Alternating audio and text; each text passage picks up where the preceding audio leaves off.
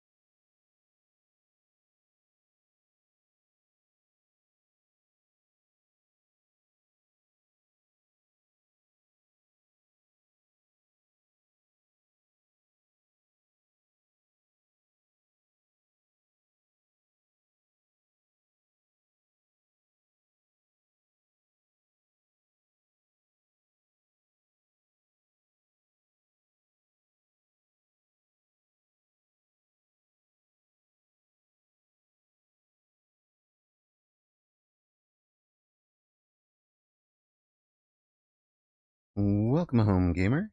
We are about 10 minutes out from weekend tournament European number 82. Joining me in the booth today will be Clintleetwood. So we'll ping him and let him know we're ready for him.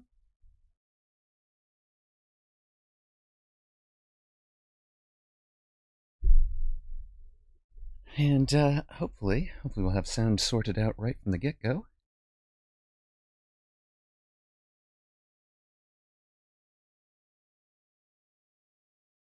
That's the plan anyways.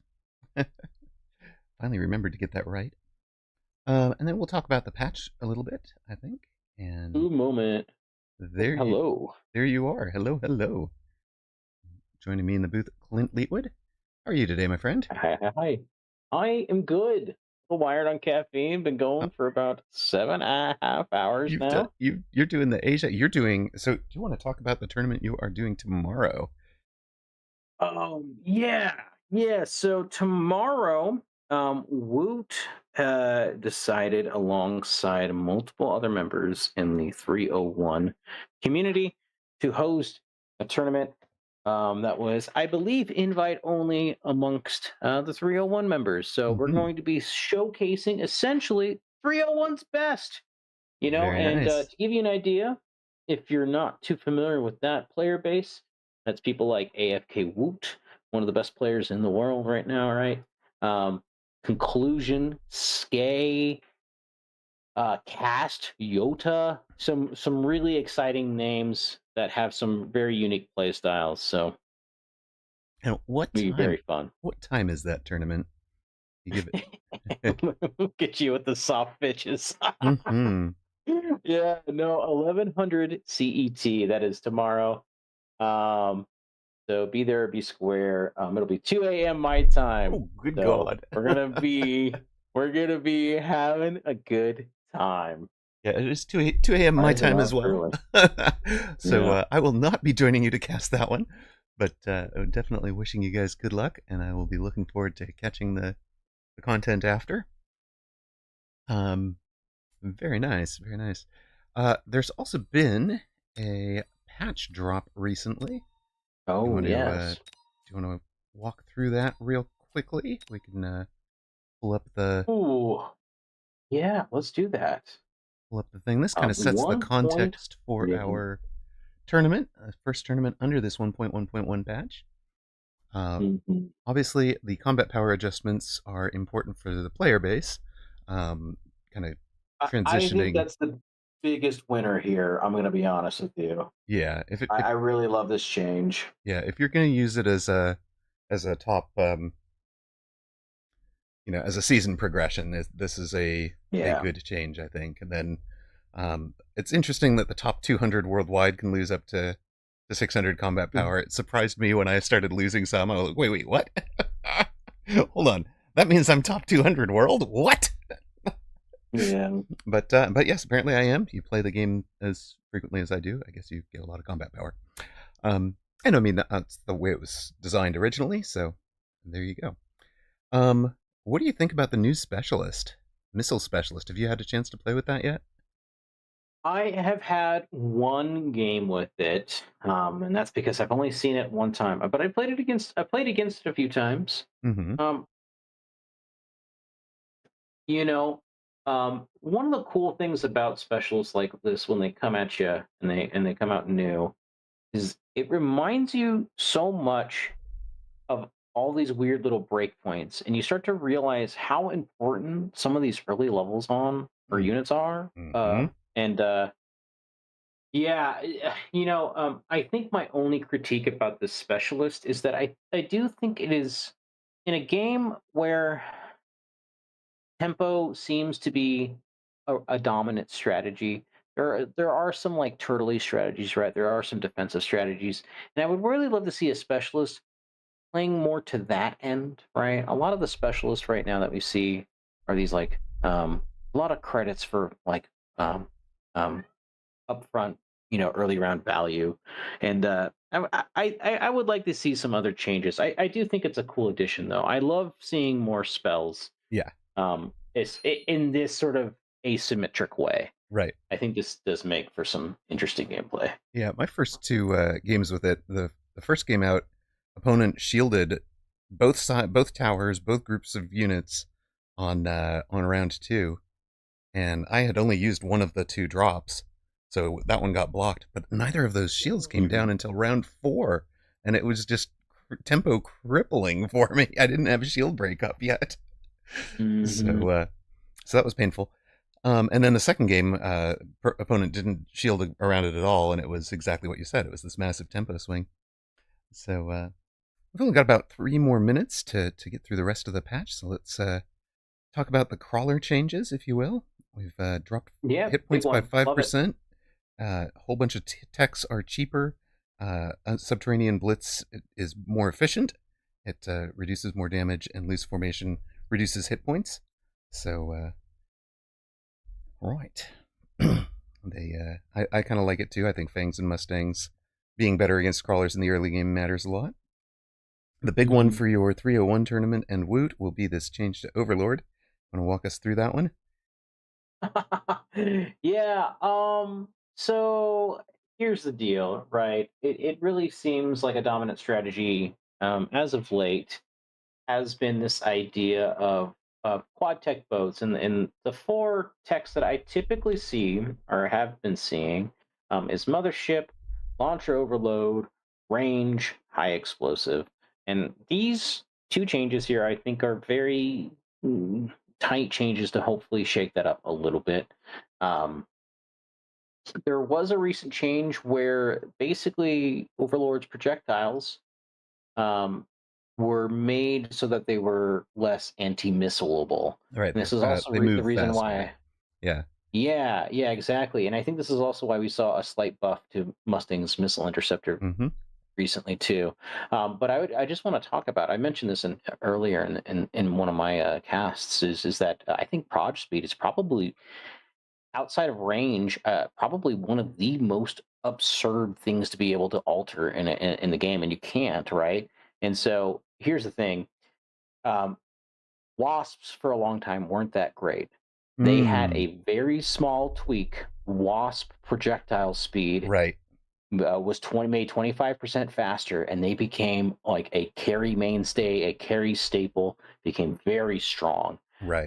And if I remember correctly, they are basically untouched until 0.8.0, and it's basically left alone for 6 months. Right. The unit basically with that one small change, big deal. Yep. Vulcans had a projectile speed buff, and then we entered the Vulcan meta. Oh, the Here we are rotation with speed a buff is what we were talking about. yeah, Yeah.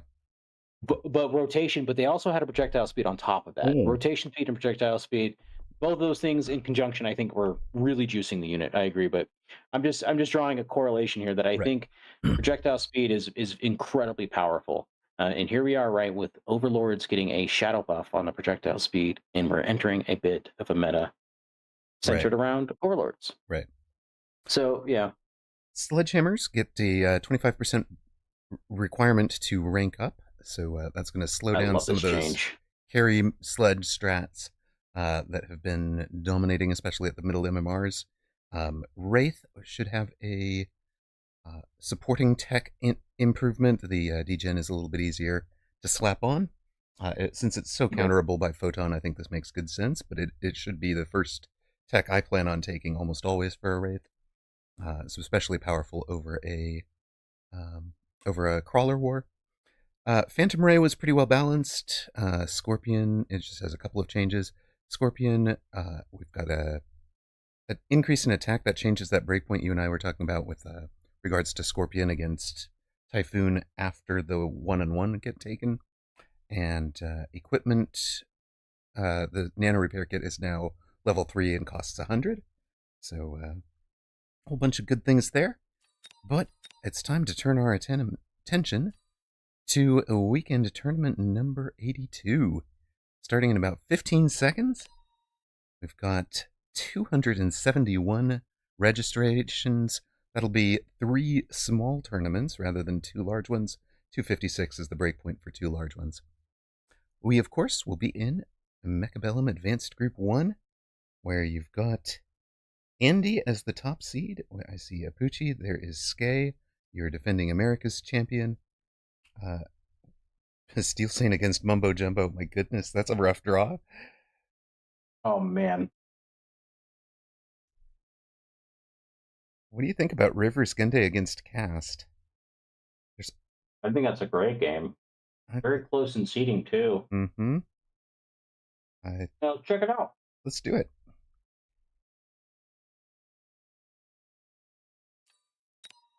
So I wanted to ask, Mm-hmm. how do you feel about the patch? Like, do you think it's a win? Is there something that you wish was changed and wasn't? I mean, there are probably definitely things I would wish for. I hope these two ready up. There's 30 seconds left. Be very, very frustrating if we picked the one match that doesn't ready up. Cast, where are you? Well, buddy. But yeah, the patch. I think I like it. I like the idea of the new specialist for sure. Channel point predictions are up for the River Skende versus Shoutcast round 1 match. Hello, Sir Limbo. Welcome in.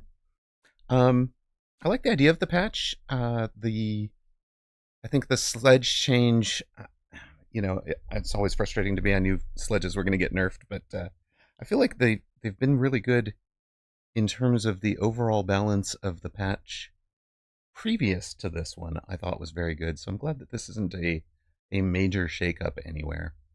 There's no huge changes.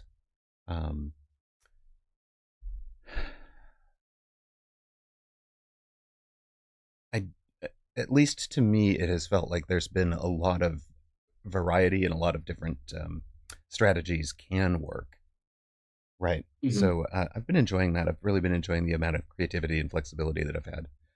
What about you? Is there anything big you were hoping to see changed? You know, when I first reviewed the patch, I wasn't the most happy about it.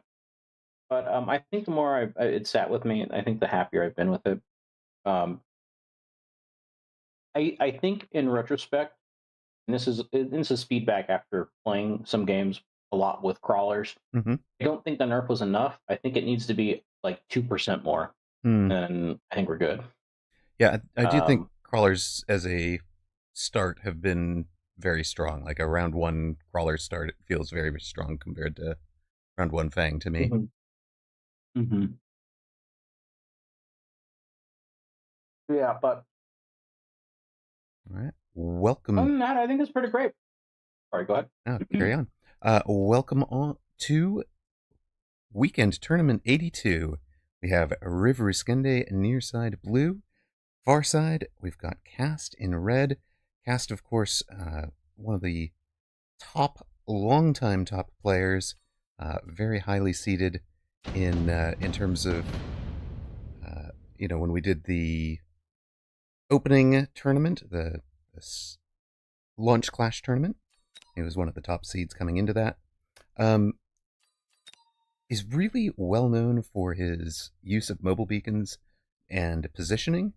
So what you'll see is a lot of his units are positioned maybe 10 or 20 meters away from where the average, player might have had those units, and then he'll use mobile beacons to control facing, to control what they cover, kind of giving them quadrants of responsibility, if you will, by using the mobile beacon to change their facing between rounds.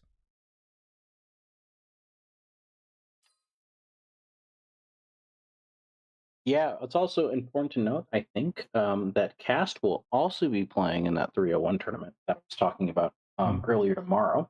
Or, Mm-hmm. yes. But we have some opening drafts here in um, Fang, Spider, Brawler, Speed Spec, and Brawler, Sledge, Arclight, Supply Specialist. I think that right, the initial round, this is probably going to favor the Spider player. I love Arclight Sledgehammer to scale better into like a well-rounded comp. What do you think? Oh, I agree. It's interesting to see Cast playing the Tarantulas from deep with speed. I'm wondering if he's planning to build an actual uh, deep and scattered board with those as his chaff there, or if that's positioned to sell out of them later. Well, we saw Apucci try that last week with a very checkerboard tarantula build where he was relying on the spider mines to be his chaff. He'd only built something like 4 chaff units, and Skay, I believe, beat him on that board. So there's a theory there. I'm not sure it works. But you're correct about the tarantulas generally beating a sledgehammer board in round 1, and the sledgehammer, prior to this change, of course, we just see the change that they require 25% more hit points to level up. So prior to that change, they were definitely the better scaling unit.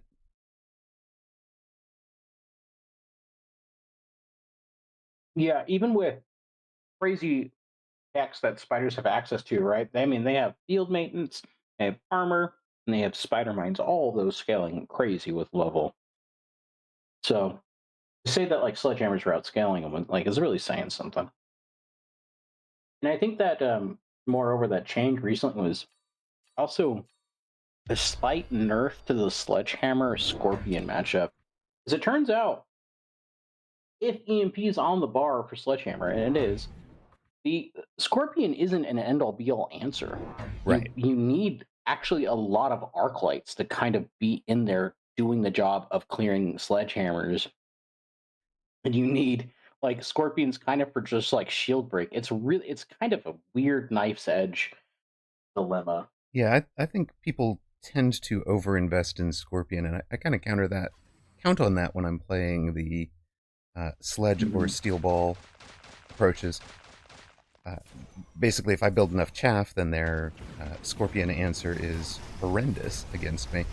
Um, the picks for River Skende, he's got the Supply Specialist plus 50. He used that to unlock the Phoenix while also taking the underground threat. For Cast, he skipped to take 2 tarantulas.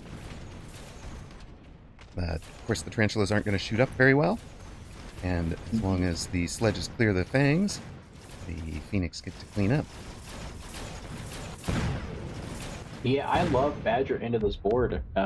Realistically, right now, that Riv, sorry, Hmm. stumbling over my words. Riv right now is just some things away from Fang Arclight Phoenix, which is like a tried and true comp, and is I think still pretty decent. Still no unit reinforcement. Cast takes the early additional deployment. I think a lot of the top players value that very, very highly. I would as well.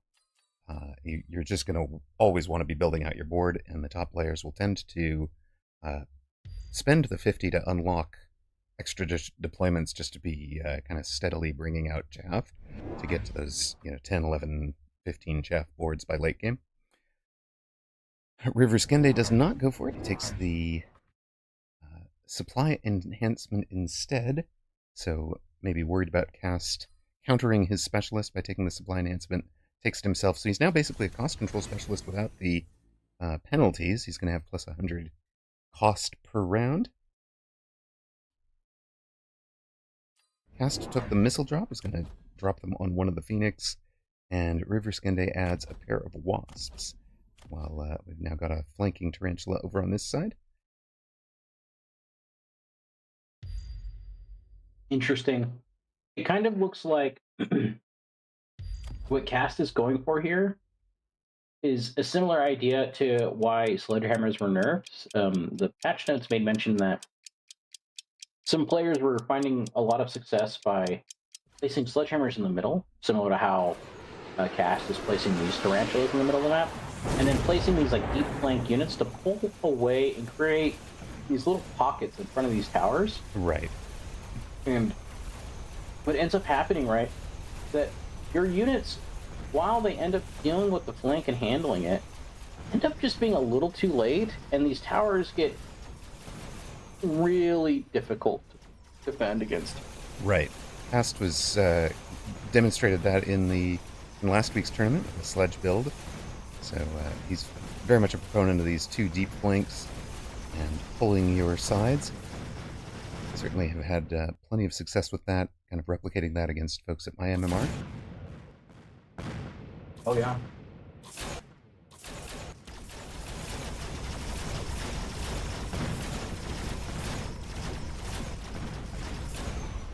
It makes positioning very, very important, right? Because you need things out in front of your tower. You can't afford to be giving up the tower every round. But you certainly see a lot of people putting a whole bunch of stuff in these back corners, and even though the flank loses every time, it buys you so much time. We get our unit drop. River Skende takes the Typhoons.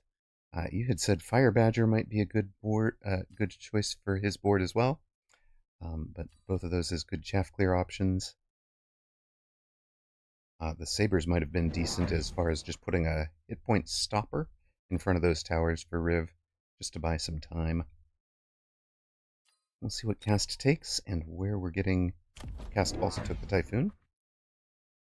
Oh no, River Skende puts the Typhoons over on the flank as well. So it's going to be one more unit that's tied up in that flank. Do you think Typhoon is a like hedging a bet against Spider-Man here from Tarantula? Probably, yeah, because that'll draw, because he has no real ground units out there. So the Tarantulas would draw the spider mines, rather than letting the spider mines run through to the tower. Because that was kind of the danger, right? Is if Cast threw down spider mines and your air units have already engaged on the Tarantulas' mines run right past your defenses and get to the tower and blow it up. So I think you might be right about that. He's also had to buy a Phoenix ahead of tower to ensure it goes and fights face forward. Cast adds his level 3 Typhoon on one of the flanks, so commits to it. I thought he was just going to leave things out there, but nope, here is a Typhoon that will just delete all these air units. And level 3 Typhoon versus level 1 Typhoon, not a fair fight on that side. Luckily there's a pair of level 2 Phoenix that are going to clean up.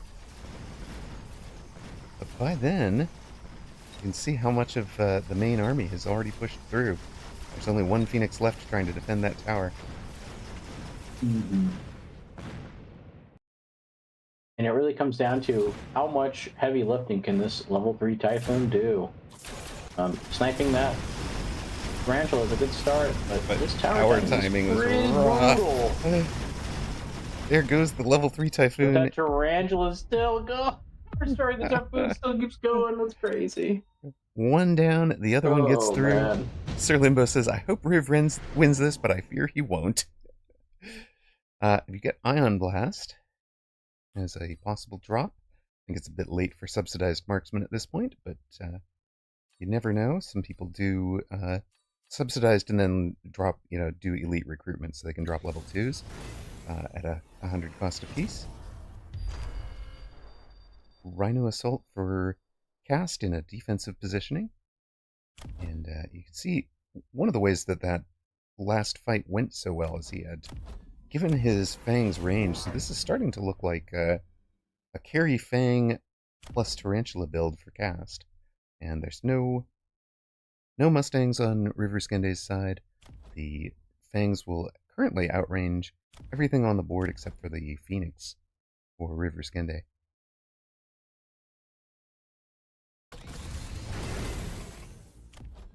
Do you think well, rather, I guess the question is, what do you think Cast's long-term plan here is with this uh, assembly of fangs now with range? And I mean, I imagine we see Mech Rage click at some point here. He's taking the levels, so he definitely is angling towards that sort of carry. Yeah, I think it's a carry fang build, but River Skende going with one of my favorite defenses has the fortified target lock to get insta locks on those level 3 Typhoons with I believe those are the level 2 steel balls, so he elite recruited them to make sure he gets those locks, takes care of these flanks as quickly as possible without wasting time on the chaff. He's got one. But man, it looks so doomed up here. There's so much stuff left coming at him. The fangs are in great shape right now, and they are going to be able to push through, especially a little bit further up the middle.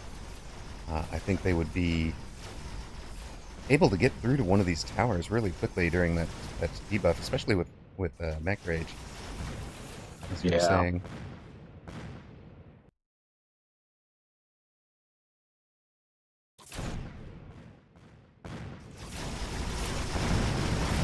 And, you know, it turns out this Typhoon is still just an absolute menace. Does clean it up. It is saving River Skende right now, but Cast is also farming levels into those fangs. And we know Carry Fang is laser sights now. Yeah, I bet that is going on that Typhoon, isn't it? Oh, yeah. Yeah, both players. I don't think you can skip that one. Yeah, I don't think so either, but it's on the steel balls instead of the now level 4 Typhoon. And Cast, of course, selling out of the Typhoon over there. Now switches to Spider Mines, so they will be rushing out ahead of the Mech Raged Fangs. Spider Mines move at 21 meters per second, I believe, and the Tarantula, or the Fangs at 14. Cobra says, I just made a comeback from 96 hit points with the power of Burst Shot Phantom Rays. Very nice. Nice. And Sir Limbo adds he's had some success against a very good player today with ranged fangs as well. I've been really liking my carry fang builds. For Cast, the laser sights are on the level 4 fang over here. So that's been the hero of this push, and it will get additional range. Should farm some levels off of this steel ball as well. Assuming the Vulcan doesn't destroy it with some incendiary bomb. Yeah, I think this is an appropriate read from Riv. If we see this level of Fang, especially now with double text being clicked, we need to be throwing fire on the ground. We can't let these guys continue to free farm. It's almost to the point where, like, it's almost too late, you know what I mean? Like, I've never found Vulcan to be a good answer to Fang. Even throwing down fire on the ground, you've got to have a lot of coverage. It needs to be war crime Vulcans with, you know, and 4 or 5 of them to ensure that the Fangs run into them. They're just such a wide spread. What Riv did well there was positioned them in front of the level 4 Fang. So the initial burst went right for that level 4 Fang and put it in danger from the off. Mustangs? Oh, but fortresses. Oh, no. Forts Does for Cast just windmill slam? Yeah. Yeah, I can't imagine he doesn't, right? Mustangs for River Skende, they're level 3, that'll help. The reason Mustangs are a good choice is they can outrange the fangs, and of course whittle them down as soon as the shield barriers are broken. Now, for cast, the forts, is that the right choice into steel ball already? Yeah, I'm gonna be honest. I think the fortified target lock here in this regard only really answers the flank, and I don't think it's a long term solution to Yeah, like a fort here. I think if the fort and the fangs here were on the line, it might be a solution. right. But like look how deep this fort is. You're never touching that with the fortified target lock if cast doesn't want you to. Right. Yeah. There they are, 2 forts with barrier, and that will block those big fire drops. And this is why I said I've never found Vulcan to be a good answer to Fang. What you'll see is the fire Yeah. hits the shield, drops right about here, and by the time the Fangs are actually getting to that spot, they've chosen different targets. They're going in different directions, and or there's enough time for the fire to have burned out.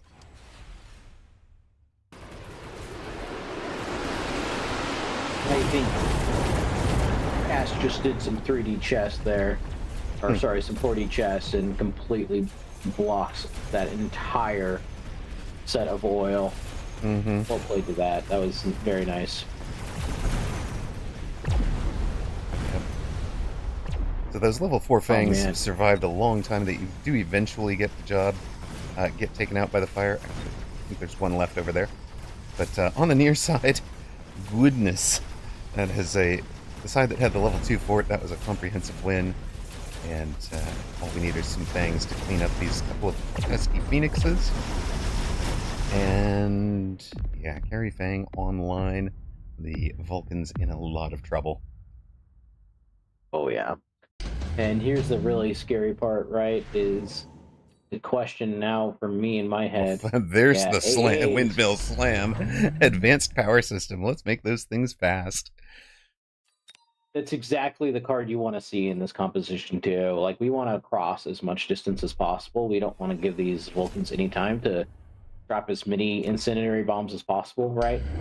They get one volley at the start of the round. Your goal is to make sure that's the only volley they get Right. in the course of the round. Right. So and like look, Cast has filled the board up. If Riv ever clicks range or commits more to Phoenixes, Cast immediately clicks AA and they are removed from the game. Right. Phoenixes are gone. Wow. That is a full Was that board. 4 fortresses this round? Yeah, he has additional deployment slot from much earlier. And it's round 8, so he can afford. He had 1,600. He can afford 4 of them. He took his loan. Sold something. Yeah, loan for range and speed. Sold out of, I believe, one of the tarantulas. I'm not seeing which one though. It might have been a. No, I think it's. I don't see which one it was. Oh, one of the typhoons on the bottom left is gone. High level typhoon. Yeah, that's been gone for a long time. That's been gone for a long time. Okay. He got rid of that as soon as the steel ball countered it. Rib is going to try the triple melters with no range. I think it's a bit late for this. They are actually. Oh, they have range. I'm sorry, but still, very late for it. Look how fast this push is coming at you. Yeah. Those fangs move 20 meters per second. They can run your crawlers down from behind, sir. We are gonna ask you a question. Exactly. Questions were asked, and Carrie Fang was dominant. Yeah, little rough there. River shows up and says, "Yeah, well." Yep. Fair enough. And that was a tough one. That was a bit rough for sure. But I like the way that that Cast played that. In that, for the early game, it felt like a tarantula push. So Riv was kind of forced to answer the tarantulas, answer the flanks, and it only developed into the Carry Fang kind of late enough that I don't think Riv saw it coming, so he hadn't invested into all the Mustang answers that you would um, particularly have wanted if you had just seen that this was going to be Carrie Fang from the get go. You run something else entirely, right? So Mhm. it's a neat combo, and it makes me wonder if there's actually a spot in this build for Tarantula armor if you were really going to commit to it, because the commit. Yeah, oh, you were ahead for quite a while, Riv. We certainly saw that in the rounds where he was winning this side, and your level 3 Typhoon was getting the work done. It got up to level 4. I think if there was a mistake to me, it was putting the laser sights on the steel ball rather than the Typhoon. I don't think it was helping you particularly at that point, but because you were already starting out in range of things on that side. But yes, but it's cast. Very, very difficult to get any kind of win off of cast. So, Andy, Apucci, Skay, all with early wins. Mumbo Jumbo knocks off With Steelsain, and it a looks like he shutout. did not get Shutout. touched. Very nicely done, Mumbo Jumbo. That is a tough opponent to beat, and certainly tough to beat that thoroughly. Blue hair with a The win cat over has been destroyed. Blue hair with a win over Aaron. Yes, cat destroyed by dog. I mean, to be fair, Steel's guys, we do need to acknowledge Steel Saint's cat did pass away. So Oh no, I tie had no down the yeah. idea. So rip to the famous cat. Thalion over Odyssey. Mizakot's beat Sippy. I don't recognize Sippy, but Mizakot's is one of the names I would expect in your 301 tournament tomorrow. Die beat I believe Flix. that's right. Die beat Flix. Very nice. That's a big upset as well. Fair New Moth over Sparty. We have Reaper beating Asmodeal. Cast we saw beat Riv Ruskende. Mihi beat K Mpec. Abstain over KR1 Far. Bellicus Drake beat Fedez. Hawkins Space over Whooped. Jupe the Pope beat Teleportex. Rooster, Kebab Sniffer, Dillo, and Mathis Might, the favorites, all getting their wins. Mathis Might, of course, your defending champion, but pressed hard by Menschlein. Well done. 461 versus 99. Yeah, that's a close match there with Azil. Want to actually refresh this. The only match still going is Godia's Prime and Arc. Then maybe we'll jump into that one.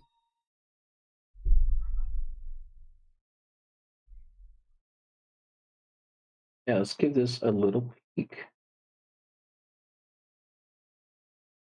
Oh, I think that game ended for me. Uh-oh. You know how it ends.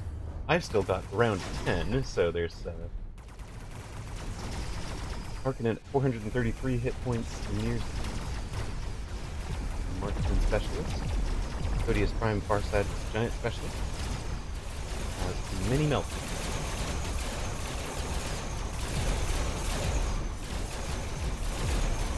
Melters are getting tied up on Tarantula Spider Mines.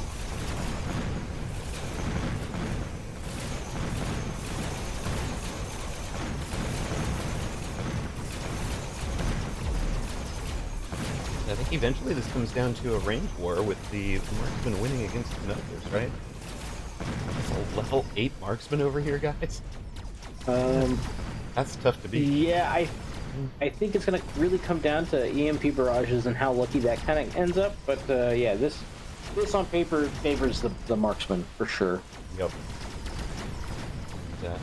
And so it does. And, EMP, of course, being delivered from the marksman. So as soon as the melters were out in front, they get shut down and they can't deliver their EMP. That puts Codius Prime down to 1100. 11th and presumably definitely final round if you nuke it. Oh no, Codius Prime with the unlucky, perhaps, mobile beacon putting his wasps into the nuke.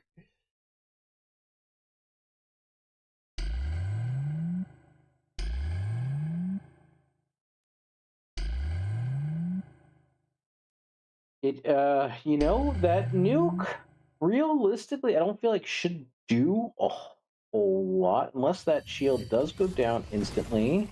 There is some amount of crawlers to shoulder the brunt, but there are devices behind that as well. So Yeah, yeah, it's tough to say.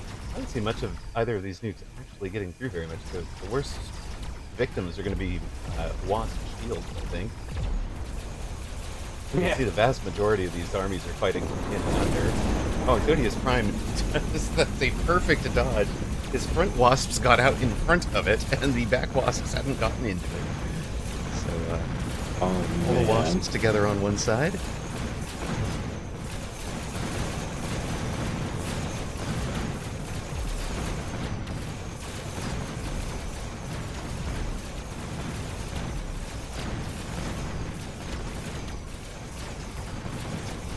Yeah, as soon as those melters get hit with any EMP, they're just doomed. Oh yeah, that's it. And game, set, match to Arkaden. Well played.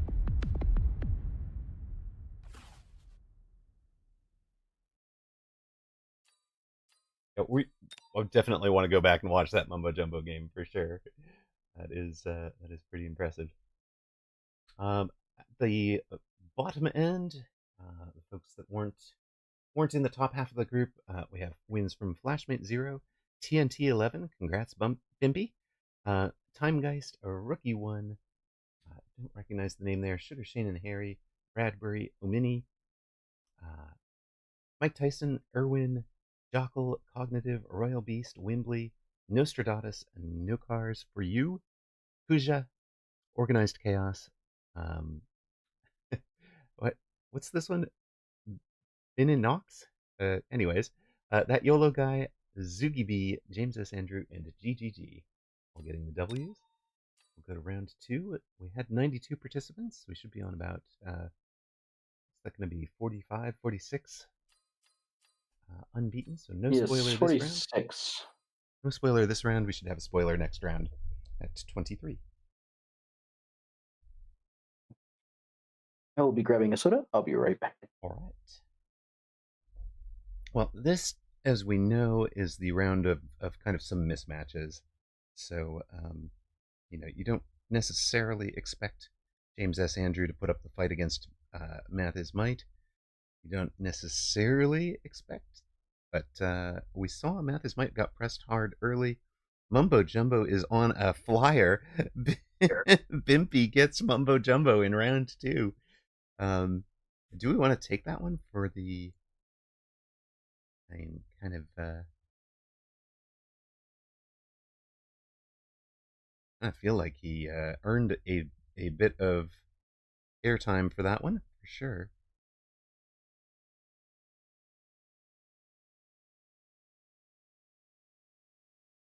Let's do it. We'll cast TNT 11 and Mumbo Jumbo.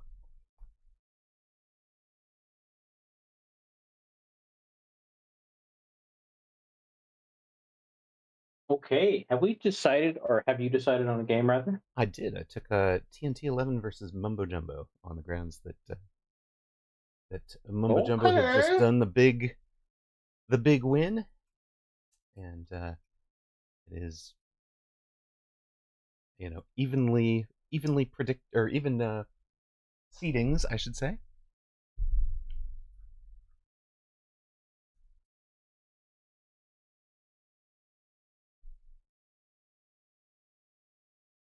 Yeah, love it.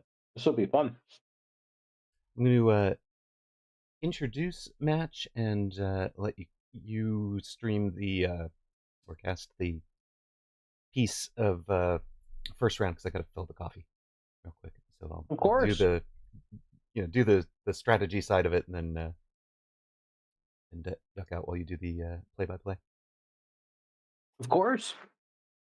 Welcome to round 2 of Weekend Tournament European number 82.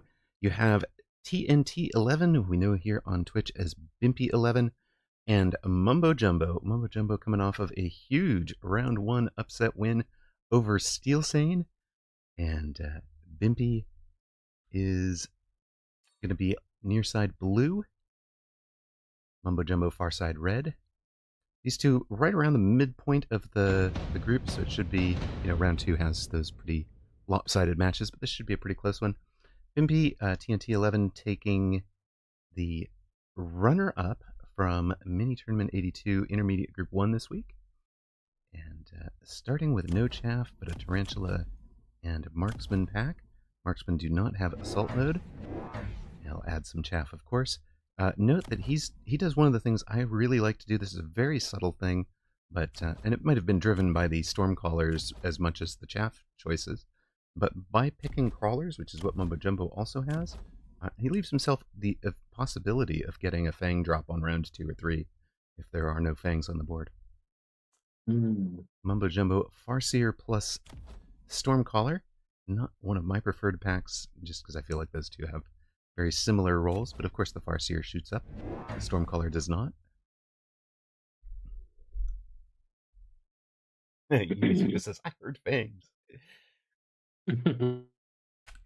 Now, I have to ask, or if you've already stepped away, it's all good. But how do you feel about Mumbo going 2 crawlers here? I see the board with Stormcallers going into Spiders. And the only thing I'm really worried about at that point, right, with like Stormcallers and Crawlers myself, is just dealing with a large number of Crawlers at any point. So I feel like Arclights is just like a very natural transition from Mumbo Jumbo. And I always find it a little questionable when I see like 5 Crawlers round 1. That being said, these Stormcallers get a nice volley in, but here we go. We're seeing a little bit of the issue that I was talking about earlier.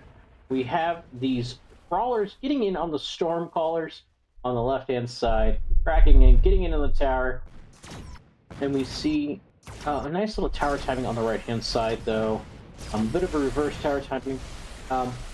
This will go to Mumbo Jumbo, but with a 5 Crawler starter like this, I would expect this to be maybe like a little more decisive in Mumbo's favor, but it is the first round after all. And TNT 11 did have a whole bunch of chaff clear in those Typhoons. Or not Typhoons, Tarantulas. We get the unit reinforcement drop. Rhino, Phoenix, Sledge, and a Saber offered.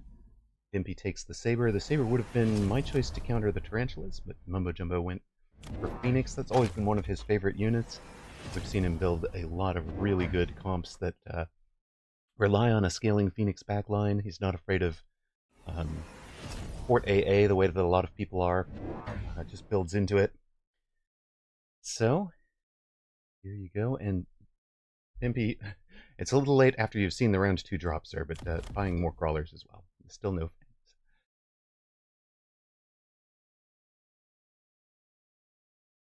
Yeah, we did, or I mentioned at least a little bit this idea of like Storm, Arc, Phoenix being pretty good, and yeah, I love leaning into this idea. I think the reality, right, is that Mumbo knows that if he can crack through these tarantulas in a reasonable amount of time, then he wins the chat war innately, right?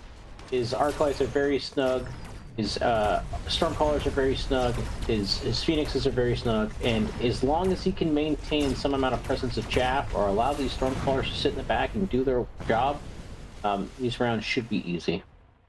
And you used the word snug there. I'm going to try to explain a little bit what I interpreted that to mean. In our round 1 match, we saw Cast doing really, really good work as far as pulling units that were in those back corner pockets. So Mumbo Jumbo has completely avoided that by having the Phoenix far enough forward that they're going to engage forward and having these Arclights between towers. So he's really avoiding that bit of having the majority of your army pulled. So, really nicely done there. Yeah, and the other beautiful thing here is like there's always this uphill battle when you are running the comp of something like Marksman Tarantula of getting to the Stormcaller, right? at first you're slugging through all the crawlers, and then you finally get through the crawlers, and then you have to slug through whatever else, like the arclights or the fangs, and then you finally get through that, and then you slug through the phoenixes, and then you finally get through that, and you're still having to walk at the stormcallers after that, and it can be a bit of like a mental drain, like just like all he has is two stormcallers. Why can't I stop it? Right. Yeah. Baller goes with request a strategy. Predict all your tickets against Mumbo Jumbo just to tilt him. I said maybe on April 1st, guys. But that's some good mental damage, though, for sure. It would be. Bimby went for the flank tarantula, and Mumbo Jumbo gets kind of guesses correctly as far as which side he puts the Farseer on, so I have that suspended. And also had the Rhino drops. It gets in, gets tower, and it's making me kind of glad I did not take Baller's advice. Watching the hit point damage roll in. We go to round 4. Bimpy finally gets his Rhino. He's Rhino Specialist, so he's got that level 2 Rhino drop. And you could throw Nano Repair onto it, among other things here.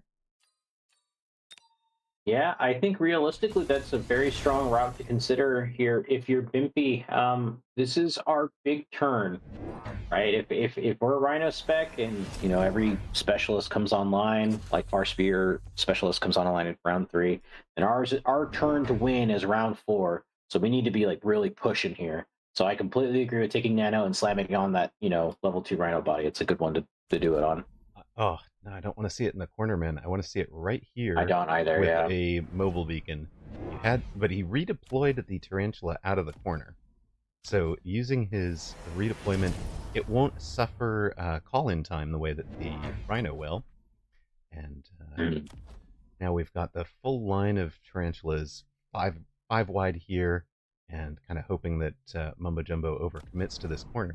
That would work for me if you weren't adding the level 2 Rhino down there. Put the Rhino here where it can go get tower or something. It would be great. Yeah. But he's got the redeploy, so he can do that. Honestly. Yeah, my real concern is that if it doesn't warp in time for it to meaningfully trade against this Rhino, and it's not going to, it's going to fall. Yeah. And that's a lot of experience to have given away to that corner Rhino. And the corner Rhino has healed all the way up. So I don't think the corner Rhino got the kill. The crawlers did. So a lucky dodge for Bimpy there. But nice tower timing, though. Is it meaningful? Becomes the real question here. Yeah, he's got a good pull with the way he's got that corner set up. So he gets into tower. Yeah. Now the opposite side tower goes down. And that'll be it for Bimpy this round. But fairly close. And like you said, though, this was the round he really wanted to swing hard with the Rhino, and wasted a lot of the tempo advantage that he had by putting it on the flank, I think. Yeah, if that's the round we're supposed to win, if there's a round we're supposed to lose, it's probably we're gonna die at this point, right? We have 1700 HP, and it's a tough spot to be in. This is sort of like the mental math that I do or think about when I'm playing, right? And you see something like Ion Blaster and you have like 1700 HP, you're like, man, if I don't play around this perfectly, right? If I don't limit any damage here, I'm dead. That's the knife edge that that Bimpy's on right now. Yep. He is in some trouble. Definitely thought about that a long time. Took the faster cooldown, EMP, electromagnetic impact. Not going to get a ton of value out of that spot. Certainly not the equivalent of this. He's going to mobile beak, or he's going to come off of the flank over to the middle. So he's going to have the redeployable Nano Repair Rhino that he can just jump anywhere on the board. And again, like knowing we had that ability, I'd have loved to have seen it anywhere other than that flank last round. He's going to add some spider mines as well. So the Rhino has an escort left and right. It's also got the crawlers to eat a sentry missile, if there were one. Maybe a contentious take here, though. I feel like this EM blast or EM impact is misplaced. I would want it in the back right corner. I want to delay that rhino as long as possible. Right, let's I turn the think we rhino win off. this. That makes sense to Yeah, I me. think we win this so hard. And here's the deal: like that arc light barely saved that pack of Stormcallers from that spider mine. Right. And yeah, here's the unfortunate part. I mean, if we just pan the camera over to the left side of the battlefield, Yeah. there's just simply It's not ash. I mean, it's a scorch mark instead of an army, but we still got this untouched rhino. It just can't shoot up, and neither can our tarantula. No defense. And we don't have any text on our rhino either. Well, and has gone Bimpy poorly. is not dead, but the margin of error has gone down quite a bit, right? If we see something like Lightning Storm, Orbital Bombardment, okay, it's a unit drop, so this is usually a round where we see a lot of, I like to, I don't know, I see it as like an equalization of tempo. Players get to kind of round out their armies, fill in the holes in their comps. Right. Yeah. So we should see hopefully some stabilization from Bimpy, and if not, then yeah, I mean, there's not much, floor. There's not much more to the floor, Yeah. Not much more to zero. Mumbo Jumbo does a pretty smart thing. We talked about the snug positioning of the Phoenix and the Arclight. Yeah. He's done the same thing here with the Scorpion. So the Scorpion has its paired Arclight, and no matter what angle Bimpy takes to try to get to that tower, the Scorpion will be able to engage before it gets there. And with range and double shot, might actually be enough to protect entirely against this Rhino, even if it has nano repair. This Scorpion with 23,000 damage would one-shot it with double shot. Does not have that yet. Mm-hmm. So it's not going to matter where it comes from. Unless that Rhino gets a level this round, it's going to be in a lot of trouble next round. Now, you used an important piece of nomenclature there. You said the Scorpion has its paired Arclight. Mm-hmm. Would you like to talk about that with people that may not be familiar with that sort of terminology? Sure. You want your Scorpion not clearing chaff. You want your Arclight to do the chaff clearing. If I'm going to beat you when you've thrown down Scorpions, my plan is to overrun you with chaff. So, you want other things that can even outrange that and do a lot of damage. Or clear the chaff so that the Scorpion can deal its main damage to the targets that you're actually hoping for. You can kind of see that by the end there. The Scorpion took its last shot. This level 3 Scorpion took its last shot into the spider mines and crawlers, leaving the level 2 Rhino to just clean up. And now you're getting a tempo switch where we've got range on the tarantulas. We've got mech. Oh my god. We had spider mines 2 rounds ago and lost the round. We took range last round and won the round. Now we've got mech rage. So you have fast tarantulas pacing with the Rhino. The Rhino can level. He's got the money for it. And Mumbo Jumbo is out a bunch of, as people said, out a bunch of credits on the ion beam and missiles. Maybe I should have followed Baller's advice back there.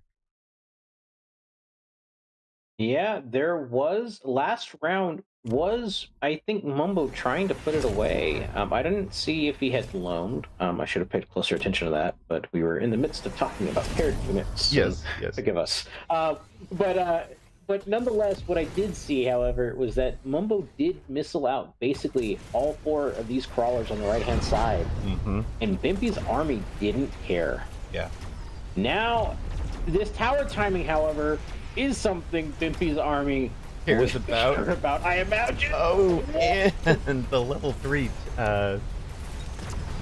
beastie goes down here to Scorpion and Phoenix.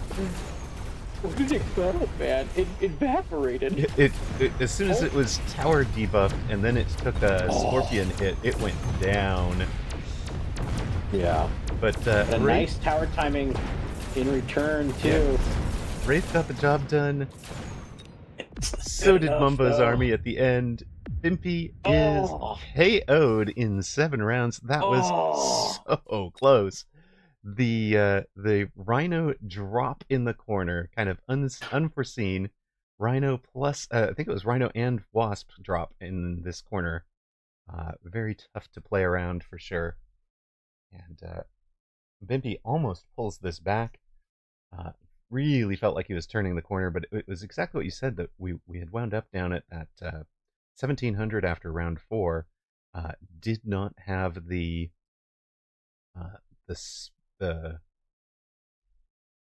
tempo at that point, and right, that was so devastating with the double ion beam over here, and then not having an ion beam of our own on a round that we were losing with the rhino anyways. It's just very, very painful. Yeah. Well, I mean, that's what happens, right? Sometimes Bimpy the snowball gets rolling down the hill. Oh, sorry, go ahead. It does. Bimpy says, I have no idea why I took that EM spell. I was stressed.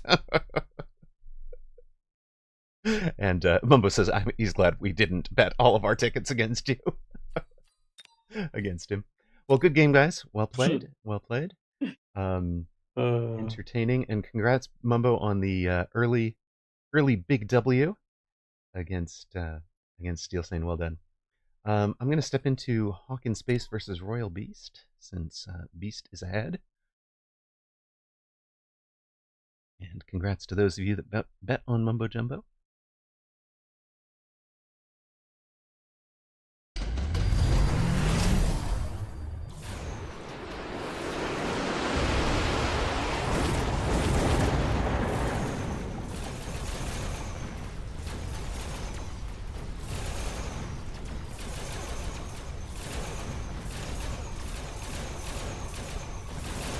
Hawk in Space near side was a missile specialist, so should have had the early tempo advantage.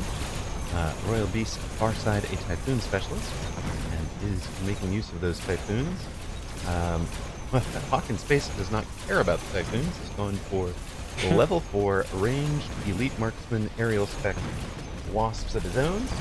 Skipped ground specialization, so you gotta figure there was an air target at one point. We'll see it at the start of next round. But yeah, doesn't have ground specialization on the bar, so can't improve his rate of damage any further against the poor slowed down Typhoon here. Typhoon could get aerial specialization with help. This round it's down. I mean, that's a very strong tech suite to deal with, though. It's one of those things that can get out of hand really quickly. But alternatively, right, Royal Beast is realistically one lightning storm from winning the game, man. One lightning storm, and your wasp-based army can get into a lot of trouble real fast.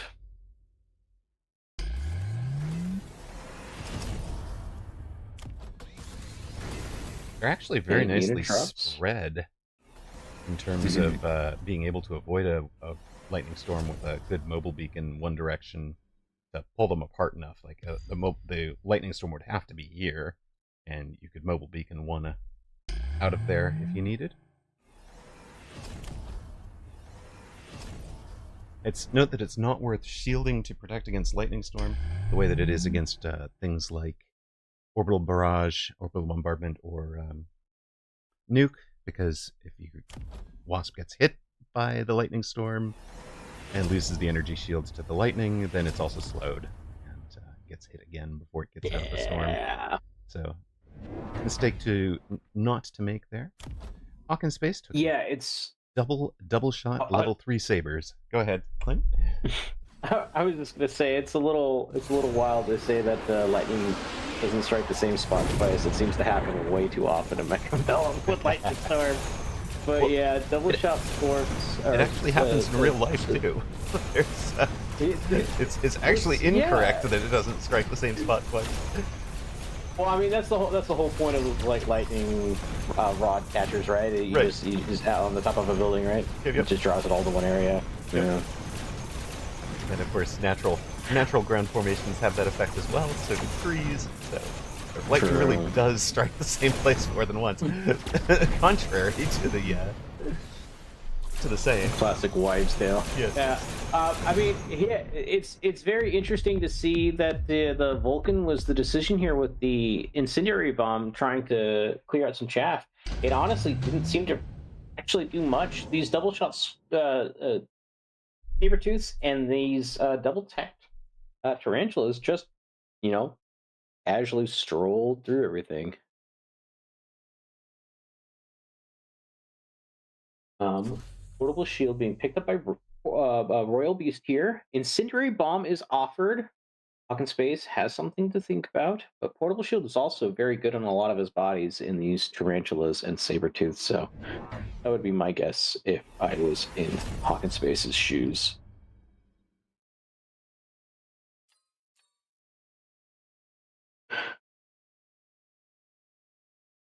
It does take that incendiary. Incendiary bomb. There's so much crawler chaff that would get cleaned up by that. From Hawk that I'm very surprised Royal Beast to take it. Hawk is going to go for incendiary plus sticky oil. Cover the field there. There won't be any chaff left for you, sir. Hawk in Space doesn't have any late arriving fangs. Be nice on a board that you've lit on fire because your own units are going to run into those flames as well.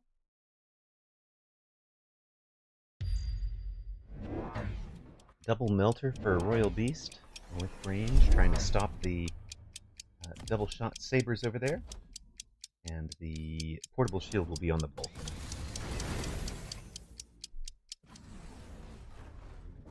Keep it alive a bit. Back it into the shield. I love the fadeaway. I know. I actually wonder if Royal Beast is sitting there going, that actually suited me too. But as you can see, it does not. The crawlers are still arriving.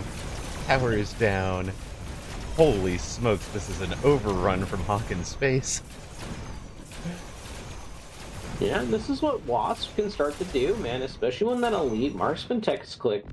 At a certain point, these Wasps start to be the same range as these saber-tooths and these tarantulas, and so you don't really have a good way to clear it outside of like maybe Fortress. But then again, like the level 3 saber-tooths with double shot, yeah, the level 6 wasps are 500,000 damage since we joined, which is not the entirety of the match, and actually outrange everything on the board except for the marksman for Hawk in Space. So they actually hang out behind all of the tanking units and get in on tower pretty quickly. I think it was one of the double shot sabers that took that tower down, but boom. So yeah, Missile Specialist is new. If you guys aren't aware, Quack Attack says I just encountered Missile Specialist for the first time. Missile Specialist is brand new with this 1.1.1 patch. 2 missile strikes for free on round 2. And it should be a lot of tempo for you, but obviously it can get played around as well. We've got about a minute and a half till our next matches. Let's take a look around. Favorites, the winners up at the top of the group, Andy, Apucci, Skay, Rooster, and Blue Hair, all with wins. Same for Hawk in Space, Bellicose Drake. The upsets were Bradbury beats our round 1 winner Cast, and Mike Tyson beats Mihi. Die, Timegeist, Flashmaster Zero, and Mumbo Jumbo all with wins. Rookie 1, Sugar Shane and Harry, Fair New Math, Abstain, Arkadin, Azil, Jupe the Pope, Kebab Sniffer, Dillo, and Math is Might all getting W's.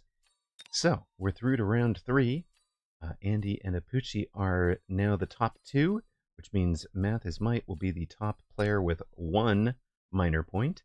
And that means they will be facing Dillo, I believe. We'll also have Mike Tyson against Skay and Rooster against Rookie 1. But I think we have to do a Math is Might versus Dillo. That's going to be the headline match here. For sure. Yo Anima will be in the spoiler role against Andy. But, no, actually pairings are up. It's Math is Might versus Rooster PB, which still even better. Even more whoa is Skay versus Dillo. Skay versus Dillo? What the heck happened out there? Yeah, man.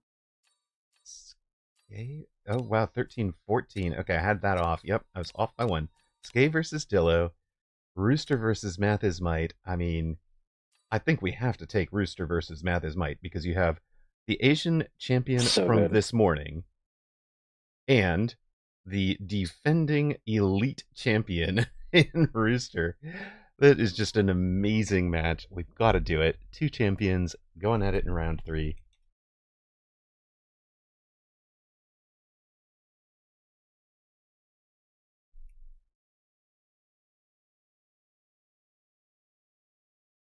And of course, your channel point predictions are up. There you go. Welcome back to those of you that saw ads. We are ready with our round 3 matchup.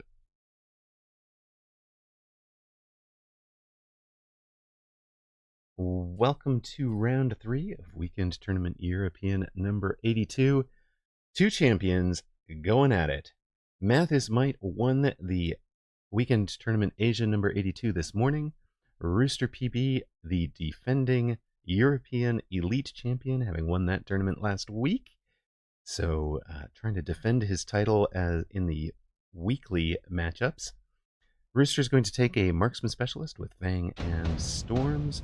Math is Might, an Aerial Specialist with Crawlers and Tarantulas. Where do you see this one going, Clint? With me in the booth, of course, is Clintleetwood. Yeah, so Math is Might. I have played a few games against him, and watched a number of his games this morning. And man, he's this master of one punch. It feels like I feel like every time I'm watching him, he's playing some amount of Vulcan marksman to a very high proficiency. Right, this isn't an indictment. Right, that there's like many ways to approach like training for something. And if you want to practice one punch 1,000 times, I'm terrified. You know what I mean? Like that means you know exactly how every flowchart of this works, um, and all the permutations it can go. It's some very intimate knowledge, but we'll see Rooster PB go with, I think, the tried and true shell of the meta, which is this Arclight Stormcaller Fang. Is a very neutral comp, allows like some very natural chaff development, and allows you to be very flexible to these opening drops. Right. I am curious to see how Mathis might routes from his current board state to that idea I presented in Vulcans. What about you? Where do you see this game going? I'm going to agree with that. I wanted to point out that Rooster's opening formation uses what you were using, that snug terminology, with the arc lights right in front of tower, so there is just no chance you're going to get chaff straight to it. The storm callers are outside, where they will contribute to that flank that might pull a whole bunch of units. But those first couple of volleys off into that flank, they're probably going to be wasted on overshooting crawlers anyways. So it's perfectly fine to have those turn and face that, because they will be involved in your main army, given the range that they've got. We get the round 2 drop: Typhoon, Phoenix, Farseer, and Fire Badger. And yeah, I'm interested to see what Mathis Might does as well, because I had a series of games yesterday against Soja, who also plays that Vulcan marksman pretty much exclusively, and really watching the flowchart. It is quick. They get those Vulcans out by like round 3. So, take whatever you want here and sell it next round. Is, to get into the thing you want. You can unlock sell to sell one of these tarantulas already, even. So it could even be sell tarantula, and be into the Vulcans next round with Farseer or Phoenix behind. Yeah, it's an Go ahead. it's an interesting tightrope that gets walked here, right? Because here's a notion here that I think is not fully considered, especially when people are starting to approach the game. There's only a certain number of deploys that can occur over the course of a game, right? Mm-hmm. Even with something like mass recruitment and assuming we don't see additional deployment, right? The card old deployment spec. Yeah. Over the course of a 10-round game, if we mass recruit every round, which is not always possible, we have 30 deploys. if we are selling out of a unit and our opponent is doing that, they have one more unit than us. Right. This can be seen as a loss in tempo by having less stuff on the field. So it is a fine tightrope you have to walk. That sometimes your opponent won't sell out of stuff. But go ahead, yeah. I was going to say, in addition, the loss of tempo there isn't just, hey, I have less stuff on the board, therefore it's harder for me to win the fight. It's also, therefore I have less surviving hit points, so I do less hit point damage to far if I win a round. Right? Let's say we... Yeah, it's a double-edged sword in that regard, absolutely. Yeah, say I had a nuke that could completely destroy my enemy's army entirely. I still do less damage to the board than he would if he had the same power. Mathis Might does not appear to be going to a Vulcan build. It's two Typhoons on the line, and that is interesting. I haven't seen this one before, and I love to run some Tarantula aggro, so I'm very interested to see where he's going with this. I'm gonna be honest. I saw Shield Airdrop come up in this pack, and I can tell Mathis might fist pump the air, man. He just slammed 2 Typhoons on the front line, and he gets rewarded with Shield Airdrop. It's preordained. This is what he should have done. You know what I'm saying? And he's going into Typhoon boat. Okay, yeah, I've never seen Mathis Might route through this, so I'm very curious to see how he approaches it. He does not run Chin Gun. What do you think? Do you think these current techs fit this sort of push? This is my build on boats, and yeah, I love it for a Typhoon boat push. I haven't let the slight change to the area of effect damage run me off of running HE. So one more Typhoon added, one boat. He has sold out of both of the Tarantulas. Sold one last round, sold one this round, and completely committed to this. We've got this offset, push. We look Woot-esque, but we're not playing Woot's jump drive game. Boats are committed, there's no jump drive. We're just, if I can get into 4-tech boats, I'm going to do it. Do you remember the community meme of late aggro? We're watching it right now, man. He transitioned from late aggro, dude. He transitioned from a relatively standard position and took advantage of the drop to go straight into aggro.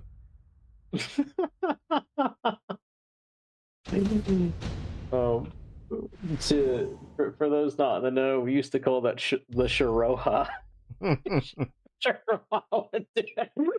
You would just make Stormcallers. You'd be like, all right, well, I'm going to concede the next couple of rounds. And all of a sudden, he just built Typhoons on the line. And you're like, oh. You're dead. Wait, what? He kills you.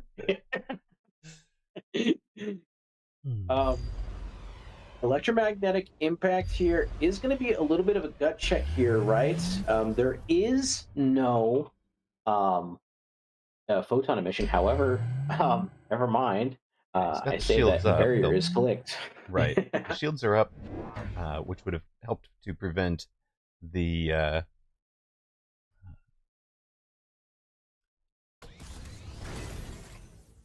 smoke bomb from landing if Rooster had gone that route. Right. And of course the electromagnetic would have slowed these guys down if you hadn't shielded. So, and it will slow the boat down.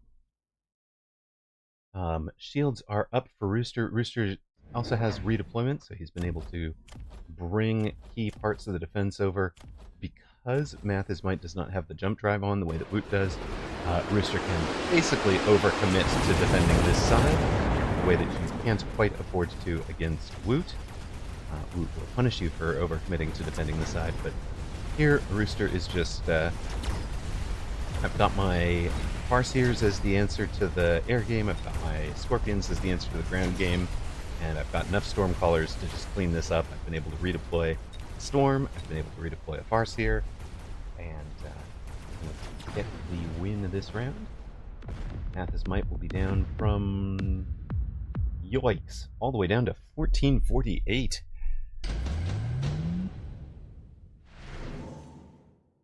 So this sometimes becomes the issue when you go into this late aggro spot, right?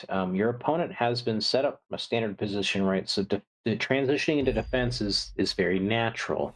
But if you look at Mathis Might's board, he has two crawlers Oy. to combine to be the chaff for this push. It's not enough.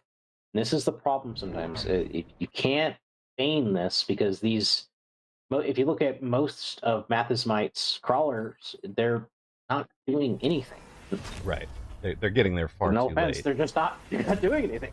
Yeah, they're not linked properly, so it's a tough spot to be in. And Rooster PB right now is reading the situation, I think, beautifully. Right, he's saying Mathis Might has too many problems to fix on the line and doesn't have enough deploys to fix. So here I am asking another question in the form of this little tower cheese in this Phoenix Mobile Beacon play.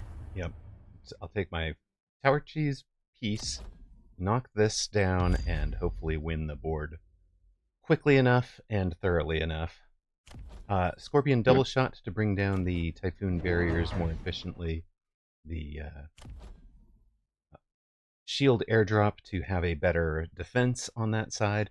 Mathis Might is going to try to transition to the opposite side of the board. Two new overlords on the undefended side, or weaker defended side, and launcher overload, along with a mobile beacon to try and just get out of this fight that he's not winning. But with the debuff, with the tower debuff from these Phoenix, I think it's going to be a little bit rough.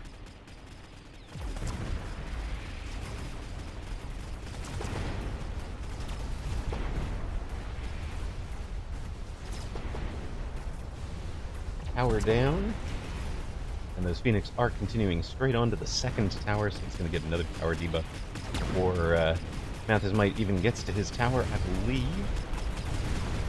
And we're just going to bring things to a halt. Ooh, but it's fortified. Oh, it was fortified, and that will let a level 2 Overlord get back to clean up. And with the absorption module, the level 2 Overlord able to clean up and win the round for Mathis Might. It'll be level 3 and healing itself next round. Smart move, I think, there from Mathis Might.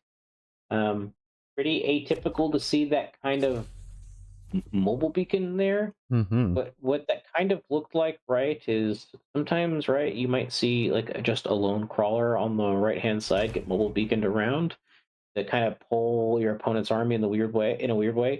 But it turns out Mathis Might just did that with his army, and it was good enough. I'll do that with my entire force. But notably, that kept the level 2 Overlord alive, rather than letting it go fight to its doom in the Phoenix debuff moment. And note that Rooster bought as much time as he could by putting that Phoenix on the line last round, so there's no way to protect it from this sentry missile. If he wants that to work a second time, he would have needed a second pack of Phoenix. A lot of times you'll see people put it two tiles off the line so that you can put a crawler in front, which has not happened here. And Mathis Might forced to respect it on both sides, so it's 2 Fangs and 2 sentry missiles right now. Oh. I'm kind of shocked. Mathis Might is able to win rounds when he has what he has on the board. There's not really that much. We've been steadily selling out of things at the moment. Yeah.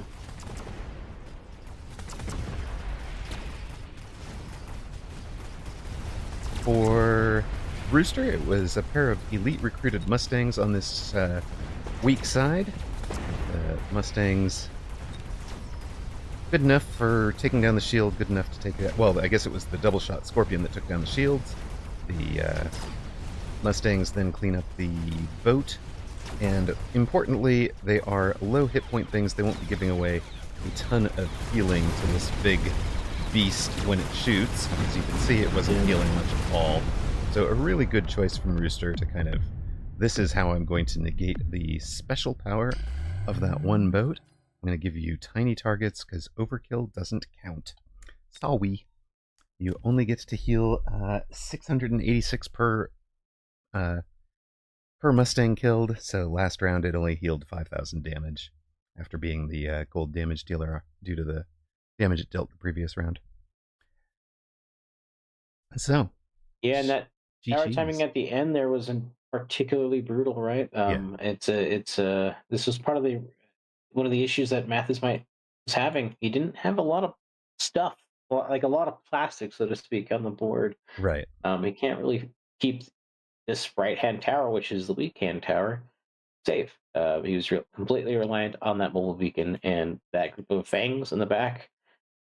Kind of manipulate the targeting in a weird way that it pulled PB's units into that right hand tower. Yeah, the Fang actually pulled him forward to the tower instead of across once it got Yep. engaged. That one was interesting. I do think what you pointed out early is exactly the problem that Mathis might has, is that there were in the moments where he was committed to the attack on this side, he only had the two crawlers. There was no second wave of chaff. There's no crawlers arriving from right here. This whole big, this just feels like a huge gap to me. So when I'm running an aggro from the line like this, my round one deploys are actually crawlers right in this space. Right, I'm planning this. I'm planning this for from all the way through the build. Um, so interesting. Yeah. Yeah, I think this is a manner. If I'm trying to read the player and not so much the board state, I think this was a manner of like him. Mathis might being him here. I'm not sure if they are. Mathis might feeling a little uncomfortable and not quite sure how to navigate this board state Yeah, and making a couple maybe minor misplays here or there, right? and it's like you said, he was going into a build. Uh, he transitioned to a build that you'd never seen him run. I don't remember seeing him run this kind of late transition. We know Rooster's very, No. very strong, and with the redeploy offered, was able to just answer that, and then also be able to kind of redeploy things back over to this side when needed. So, yeah, he was just able to kind of handle both sides uh, and just never let Mathis might get any kind of tempo play out of it. So, Mhm. really, really solid defense from your European champion. He'll be through to round four. Hello, hello. Welcome in, Toast. Hello, hello. We are co-casting. I'm going to jump into Blue Hair versus Flash. Oh, scene does not exist. I am not going to jump into that one. Blue Hair has already won it. I'm checking out Phantom Skate versus Dillo. It's still Yeah, ongoing. excellent. That was the other good matchup we wanted to look at. Summarize the board, if you would. Oh man, there are Phantom Rays. There are AM War. Oh, there's not AM War Factories. I lied. There's Production War Factories. There's uh, some oil. It looks like the winning play right now is the War Factories. Melting points from Dillo are being a little too gummed up and not able to get the proper latches needed to carry the field of, for Dillo here at the moment.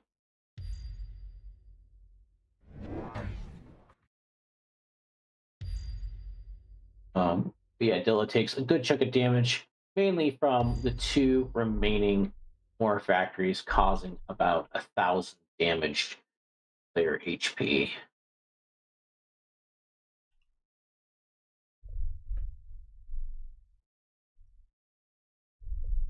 So it looks like Dillo has our new specialist, the missile specialist. We're going to see those drop hard on the early chaff. And Skay is running the efficient maintenance war factories, so clearly brought one out pretty early and has gone to building steel ball and giving them range. So it's kind of a halfway between. He's got the full production build on the line, but right now it's kind of halfway between a battle factory and a production factory.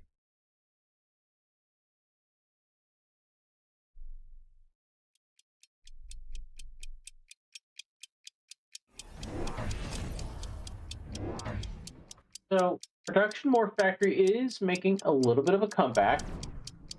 Um, have you noticed that? And if so, how do you feel about that? What's your stance on War Factory? Like, are you? Is it a unit you're happy to pilot and play with and play against, or? I am generally very happy to see somebody play into War Factory against me.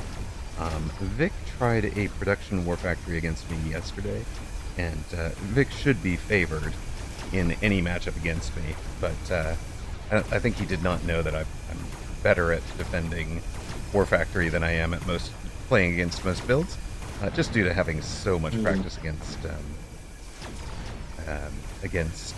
Sabman when Saab was developing his production War Factory builds back in the day. So I kind of have the insta recognition and insta defense built into it. So it is like I will say, production War Factory will get out of hand on you really, really quickly if you do not respond to it Oh yeah. correctly and quickly, right? If you do, it can be demolished, and if you do not, it will be absolutely overrunning you. Um, so with that in mind, how do you feel about Pillo's current answers on the board? Do you think he's answering correctly? We have some old traditional answers, but multi-melters are kind of good. Phantom Rays, a different idea now can be added. What do you think? Phantom Ray is an interesting one because its attack is a missile, right? So you can throw down the anti-missile. Of course, you can answer it with Phoenix production. So that should answer the rays decently well. If the rays are targeting the War Factory while the Phoenixes target the rays, it's not going to trade well. And Skye already has double teched Phoenix, so that is going to go very nicely for him. The multi-melt, I believe, back in the day, what's his name? Sacco ran a test where he kind of demonstrated live on stream that multi-melt melter gets overwhelmed by production War Factory long term. When I ran that test myself, I did versus myself with 30,000 hit point builds on the testing grounds. What I found is that actually the multi-melt wins the long term, but the production War Factory wins that battle in the mid game before like in the 5,000 to 15,000 hit point range. So, and here with the EMP off of these Phoenix, we're going to turn off the range on the melters. We're going to be just sitting out here, outranging them, outdamaging them, burning them off, and GG, right? Like, that's just... So, to my mind, the multi-melt is really a bad answer to War Factory. It's not even something I attempt. I will do other solutions to clear the produced units, and then a single long range on the melter. And if you've killed off the chaff between the melter and the target, I've lost already, right? It's all about the battle. The battleground is between the two. Who gets the lock first? Yes, Toast says that lock break on the melter was so good with the mobile beacon. You are going to get some lightning storms overhead. We'll take out some of these EMP Phoenixes, but not all of them. And Skye has enough cash to throw down another War Factory if desired. Could also potentially sell out of the Vulcan. Ooh, interesting. We'll throw down trio of shields. The shields don't help, obviously, don't help protect the Phoenix, but do keep the War Factories from getting slowed down. So that was part of the danger on this drop is, a lightning strike here doesn't do a ton of damage to the War Factory, but it might slow it down enough that the melters get into range and get a lock on it and take care of it. Yeah, maybe even through EMP too, right? Mm-hmm. Yeah, if they're moving at speed. And they should, like, early in the round, they'll be advancing. There should be enough between him and the Phoenix. So, to kind of talk through the theoretical answers to War Factory. One of them, obviously, is to get acid on the ground in front of it. Everybody talks about the Scorpion as being a solution to Steel Ball and Sledge, which of course the War Factory produces. Scorpion was introduced as a counter to War Factory. So when it talks about the swarms that it's deleting, we think the English language swarm, we tend to have the understanding of it as like a swarm of small insects, right? So small and annoying, but not anything huge, right? The language that it's being translated out of is a little bit more like the connotation is more like a swarm of piranhas, right? It's not necessarily it doesn't have the connotation of small that we've adapted because of the way that D&D treated them. Sure. Skade does get the win there, and like I said, Dillo not in the right answer necessarily. So yeah, there's a connotation difference in the word swarm on Scorpion. Scorpion was built to counter the large cluster of units that comes out of a war factory, and be able to do it from long range, right? That's what it can do. You can sit way back there. You can delete the swarm of units that are coming off of the war factory. You can drop acid so that the war factory drives into it, or the units drive into it. That is what it is good at. And in my opinion, the two-way things you want to do to a war factory are obviously delete a production war factory is obviously delete the stuff and then EMP it. So your other solution would be something like EMP on the marksman or on a Phoenix, because that can't get blocked by the anti-missile on the war factory. So once you've got a lock on it, you want to shut it down, stop it from moving, keep it under EMP permanently. I don't care what text you had on it. If you are stopped and not producing stuff, you are really vulnerable. Yeah, no, absolutely right. That's exactly what we were seeing. Well, for a little bit there, when the right hand side, when they were slowed, right in the lightning storm. Right, that one almost died in that lightning storm. Slow. So Skay beats Dillo. Nicely done. Skay, of course, you were America's elite region champion. So wearing the spectacular gold badge for earned in October, or earned in November, gets to wear that all of December, I believe. Rooster, of course, beat Math is Might, as we saw. Rookie won over Hawkins Space. Fair New Moth beat Abstain. Blue Hair, Kebab Sniffer, and Andy, the favorites, getting the wins at the top of the group. And further down, Azeel beat Mike Tyson. Die beats Bellicose Drake. Mumbo Jumbo gets to 3-0 against Arkadin. Jupe the Pope and Apucci, your other winners. Bradbury had a spectacular upset win against Cast. Round comes to a end here, but we're going to remember that name as somebody who can pull off a tremendous upset. That's going to leave us with we have 13 now? 12. 12 now. Somebody has abandoned. No, we had 23. We go to 12. Right, okay, got it. Because Andy was facing the Yo Anima, who is in the spoiler role. We'll have 12, then we'll have 6, then we'll have 3, and we'll figure out whether we're going to have 6 or 7 rounds at that point. Upcoming matches will be Fair New Moth against Apucci. Apucci now the number 1 seed. Azeel against Kebab Sniffer. Andy against Jupe the Pope. Mumbo Jumbo against Die. Blue Hair against Rookie 1. And holy smokes, are you kidding me, guys? Skay against Rooster? Man.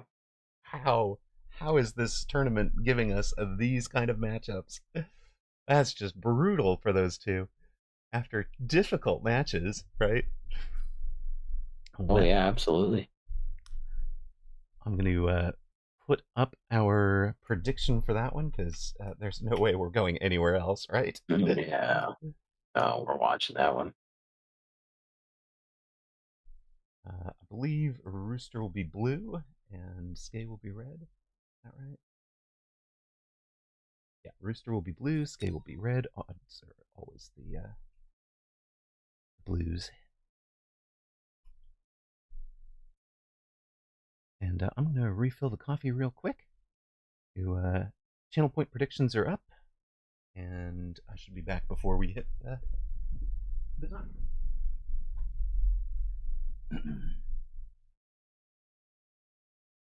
Some fun games already, huh, chat? Good stuff. Some big upsets. Umbo Jumbo getting the big dub. We're still saying. Ooh, that's a great one. Bradbury taken down. Past. Another big one.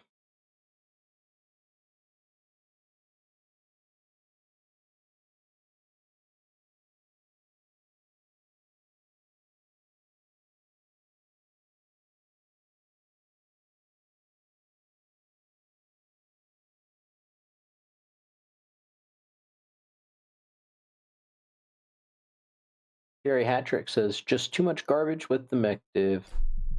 Yeah, that seems to be the problem. And that's sort of leaning into that idea that Amaroq was presenting earlier with Scorpions being the ultimate unit to kind of deal with that level of production. Double shot Scorpions being a strong tool to deal with mech div steel balls. Right. The first shot will destroy the steel balls. The second shot with the splash will destroy the crawlers that spawn from the steel balls. And nice. It's a nice little one too. Welcome to round 4 of Weekend Tournament European number 82. Defending European champion Rooster PB, near side blue. Phantom Skay. Skay, as you guys know, the 301. And is he one of the hosts of that tournament tomorrow, Clint? I think he's playing. I don't believe he's one of the hosts. Okay, got it. But playing in that 301 tournament tomorrow, which you guys can catch on Clintleetwood's channel. We've got Rooster will be a fortified specialist with tarantulas and fangs. Skay, Farside aerial specialist with crawlers and sledges. That looks like a very similar approach to what was just run against Rooster. We'll come out front and run boats, is what I'm imagining. But we have 2 elite champions facing each other in this match.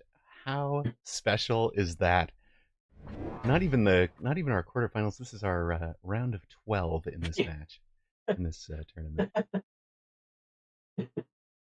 Yeah, we're spoiled. This is round 4. Yep.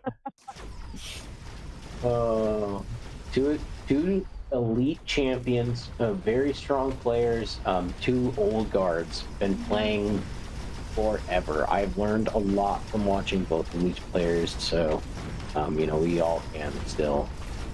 As we know, the tarantula is favored against a sledge in round 1.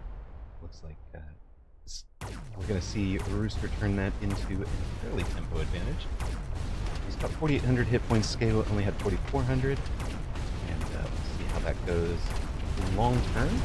Extra hit points, of course, making the tarantula 18,000 hit points really tough to kill. But also helpful in the crawler v crawler.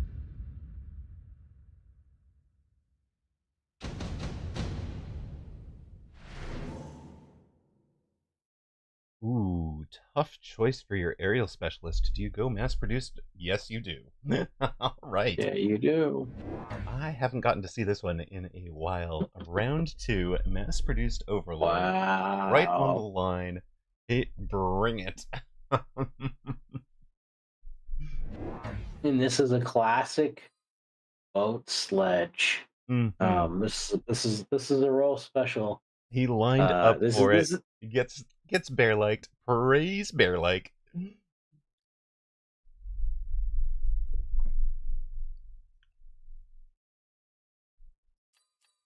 Yeah, one of those old tried and true OG cons. Um, I'm kind of curious to see if the addition of the Phantom Ray really makes this dynamic any more interesting Ooh. for the Overlord player. But we actually see Phoenix is being picked up. Not a bad pickup here for both the Sledgehammer and the Overlord. But what do you think is like the traditional answer for this sort of play of Overlord Sledge? Ooh. That's a good question. Uh, Obviously, to my mind, Phoenix is a good answer to both of those units individually, which is why Rooster's picked them up. Um, but you do need to win Chaff War, and you're going to need an answer to the Wasps, which he does not have yet, really. So Mustang would be the secondary preference, I think, for handling the Wasps and handling the Chaff. So I'm kind of imagining a line of Mustang, a line of Phoenix, and possibly Scorpions to help break, especially if Tarantula shows or Typhoon shows up at some point. Also, the Spider Mines might heavily distract the Overlord. Now let's talk about Skay's Overlord Tex for a moment, because he's not in the full. Oh goodness, Rooster gets. They both got exactly what they wanted. Look at this. Level 3 Mustang for Rooster, level 2 Typhoon for Skay. Mm-hmm. Both of them slammed those buttons so quickly. Mm-hmm. So Rooster is in what I would think of as the defense right now, right? He's just shy of the Scorpions. We saw him run the Scorpions last game as well, and he's already ranged the Mustangs to ensure that they are as far away as possible and stay alive.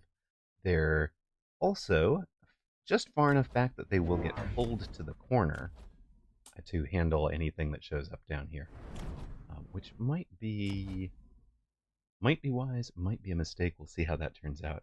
Skay adds the Typhoon in the middle with a second boat over it, and gave the boats their first tech Overlord artillery. Now, techs. Last game, we saw the range, launcher overload, HE, and Wasp. Skay is running photon emission on the boats, and he kind of has to because of the way that he's playing his war factories. His war factories don't have photon emission on them, and he's playing them as production.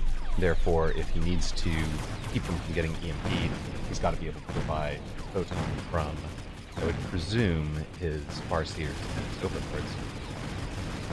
So, he's got photon emission. That puts him out of the range launcher HE and into simply range and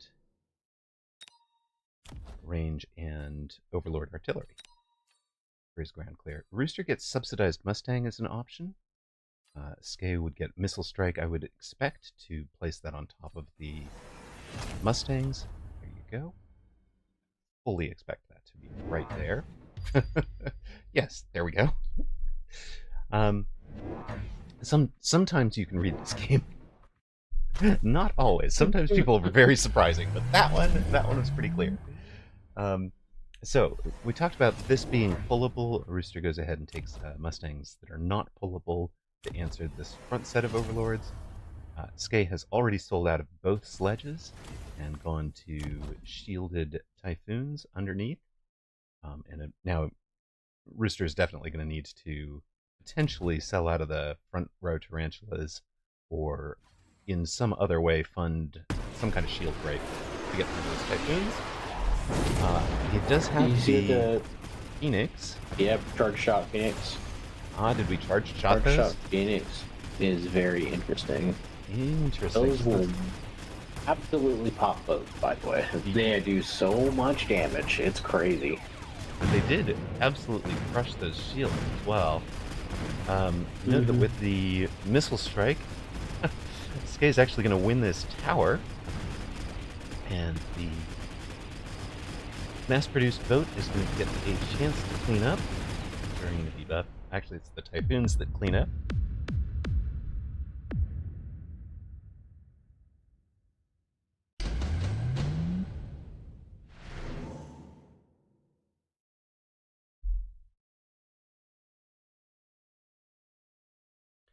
Farseer and Fire Badger. So Fire Badgers are Farseer. great with this boat push too. Mm-hmm.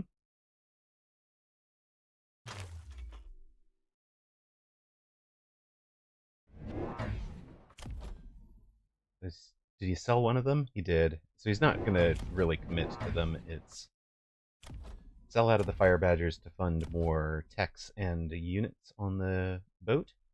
Could already do the mothership or range if you wanted. Would be a second tech on the Typhoons, actually. So we're going with Mech Rage Typhoons. I think the Typhoons out in front of the boats a bit better, I think. Making sure that they are faster than the boat and advance ahead of it, because the boat was clearing a path at with Overlord artillery and then moving out in front of some of the Typhoons, especially the back range Typhoons. Oh no, he didn't sell it. He flanked with that Fire Badger. There's a Fire Badger coming from the far left. It's gonna get a nice little minus 52. Ooh, we love to see that. Good work. The right side, Charge absolutely shot. Crushing for Charge shot. Phoenix were a right great call, rather than going to the Scorpion. He just invests a single tech and doesn't care about the range here. He's just going to get in close and bump things through. So those Phoenix have way lower range right now, 95 meters. They have way lower range than the Mustangs. If he loses frontline protection for them, they're going to be in a lot of trouble against those boats. But right now, they are doing fine. both. Jerry says, "Charge shot birds eat." It's true. They are eating. Yeah. Happy Thanksgiving, Charge shot bird. It's the revenge, dude. The revenge, exactly. Rooster's like, I know. We're both European. We don't celebrate that. Oh my gosh. That's great.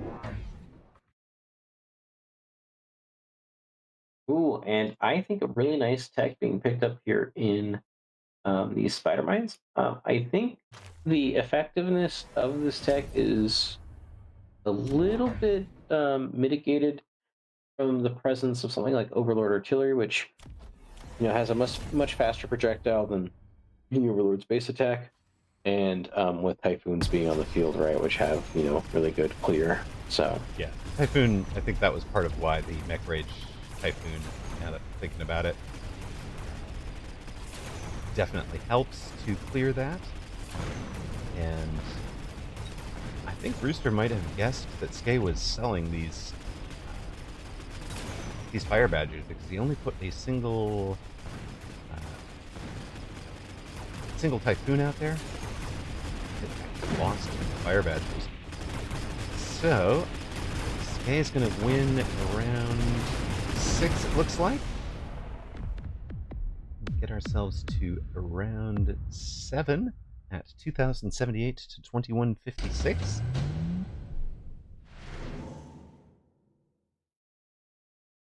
Lightning Storm being offered, but if he's going to pass up on it for photon coating, I'm always a little worried in these headbutt scenarios when spells are like that are offered.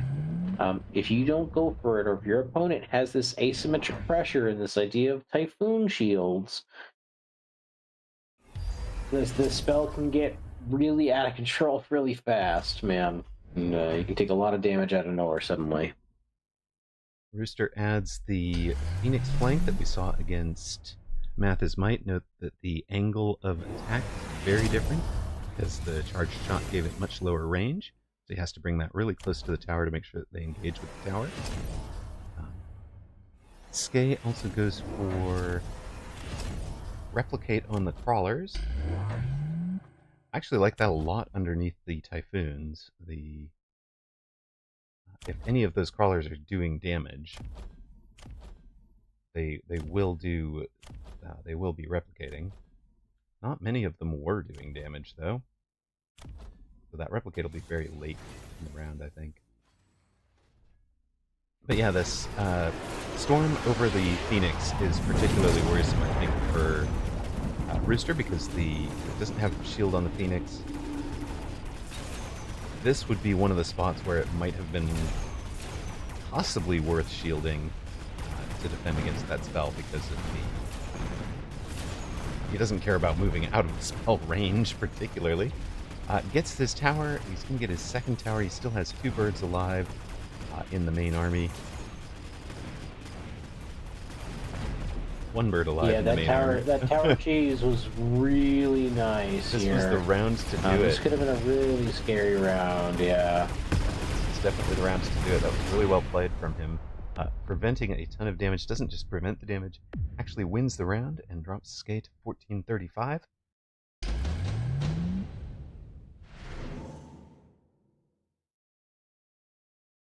Orbital bombardment up. Efficient giant. Would you like those overlords to cost you 250 now? No. Skate takes the orbital. Oh my goodness. That's crazy. They will be producing wasps, mostly just to go out and die to the Mustangs, but anytime you can get them out in front where the Phoenix have to target them, that's going to be helpful as well.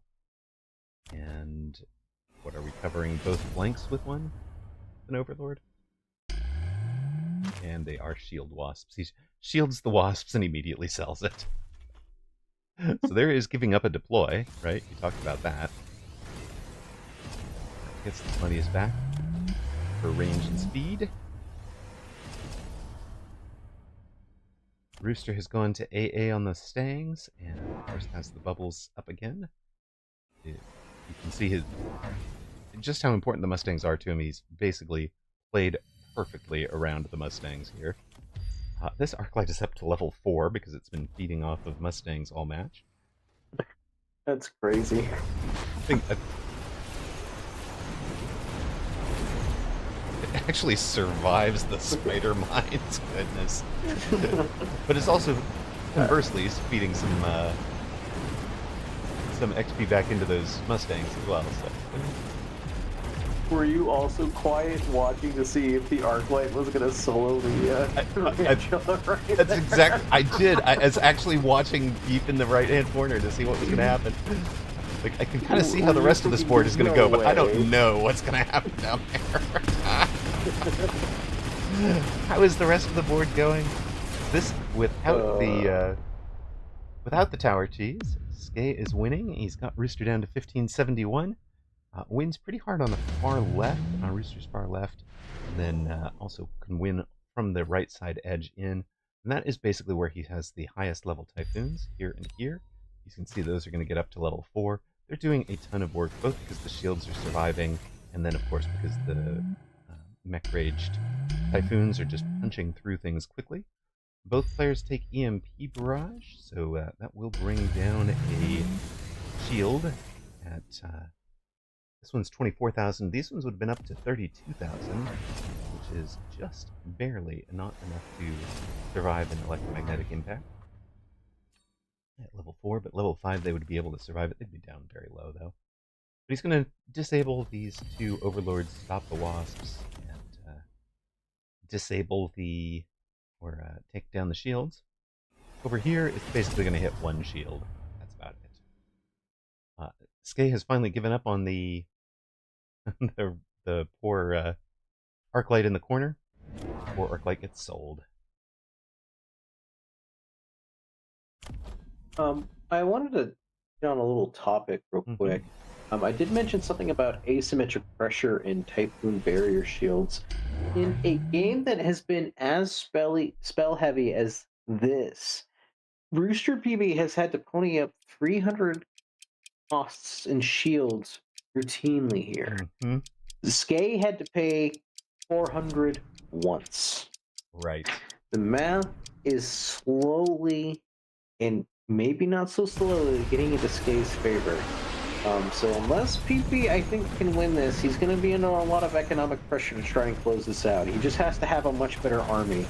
And I don't think he has a much better army. I think his army's just like a little bit better. He's been paying that shield tax, as you said, for so long, and Yeah. Addy Switcher says, why isn't Rooster adding more Farseers? Again, because those would cost him 300 and just can't afford it. What he has been steadily adding are the Phoenix and the Tarantulas. The Tarantula is actually doing pretty good at cleaning up the crawlers, and of course the Phoenix are the big shield break and the things taking down the Overlords proper. He's got Skay down to 344 hit points, and he's done it before their spells have come back up. So we get a unit reinforcement for round 10. Marksman, Steel Ball, a Rhino, or Melting Point. What are you going to take if you're a Rooster? Skay takes the 3 level 2 Rhinos.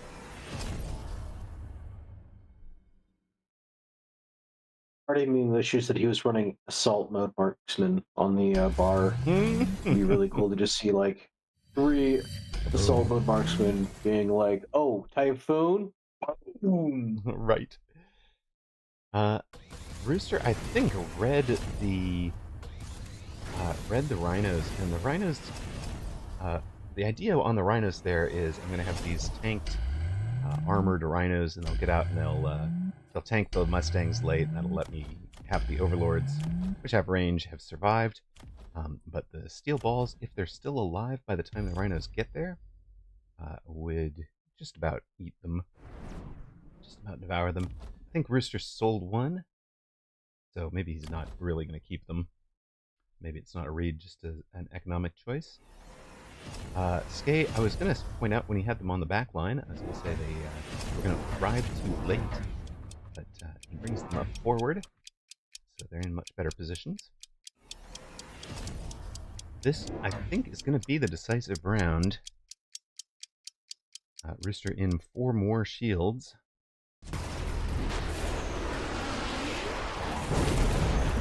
Cool.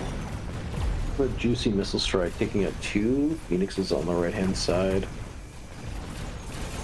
So let's see if that ends up being enough. I was going to ask you, do you feel like Armored Rhinos is not paying proper respect to Charge Shot Phoenixes? It's certainly I feel like Charge Shot Phoenixes are still going to just punch right through that. Certainly looking that way. But maybe but remember the Charge Shot Phoenix no. get out in front in a bunch of places. Actually, they're ranged things. They're the same range as the Mustangs. Boats have got it done. Maybe this is not decisive. We're going to be down to almost nothing left on the board. Oh no, Skay's down. 43 hit points to left. Oh my goodness. Incendiary Bomb, Electromagnetic Blast. This is huge. So many brutal. Yeah, Electromagnetic Blast to turn off the Charged Shot Phoenixes or all of the boats. But remember, Skay has Photon Emission on the bar. He can protect his boats in a way that Rooster cannot. I think that will win the game for Skay. On the other hand, he has not read what I was reading. He's trying to hit the units on the ground with it, rather than trying to hit as many Phoenix as possible. I was imagining he would position it here to hit the level 4 Phoenix as well as these Phoenix on the sides. And I guess maybe Skay might be a step ahead of me if he is placing it to completely cover this level 4 Phoenix no matter where the heck it tries to go. I'm just going to turn it off, sorry. Quad tag boats coming out from Skay. It's a very expensive photon, but it's not a bad one to click. Sometimes it might be what it all comes down to, right? Just being able to say that my units ignore this one spell.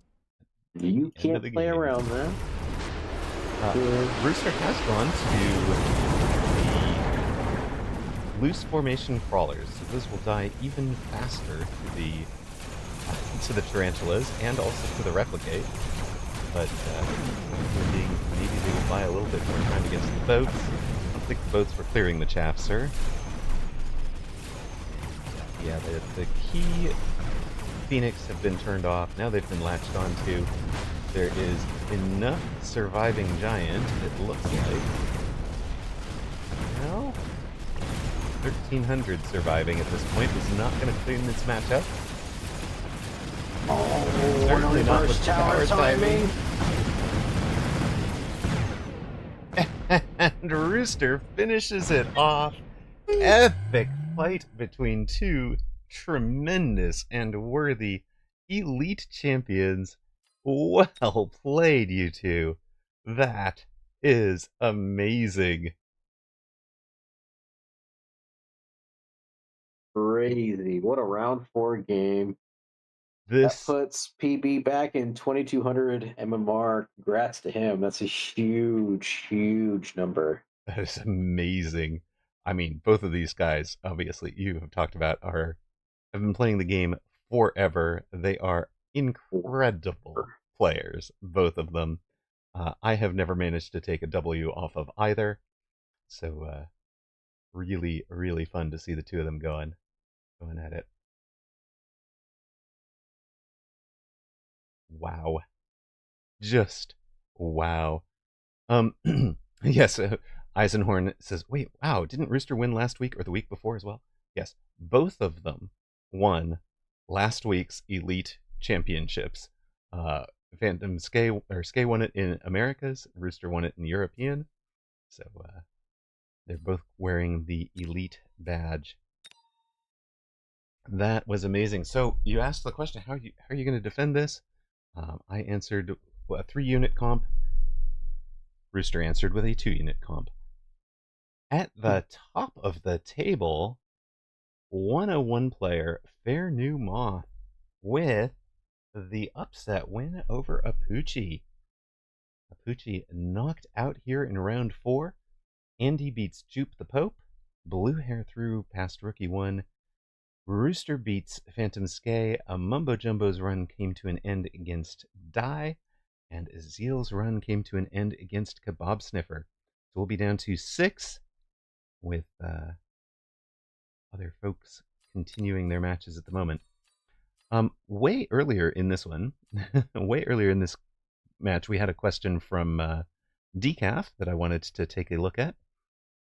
Idea was, should mass-produced and improved units have effects to their techs, such as less or more damage from projectiles or missiles or hit points, outside of just the stat bonuses, like the so his example was saying maybe the mass-produced boats should do fewer wasps or less damage from the chin gun. What do you think about that? Yeah, here's what I say about that. I think Bazaar, as the Bazaar, a competitor auto battler, has introduced a lot of very exciting design space into the auto battler space. And I think Mechabellum would be slightly remiss to not try to tweak and adjust and maybe incorporate some of those mechanics into their own game.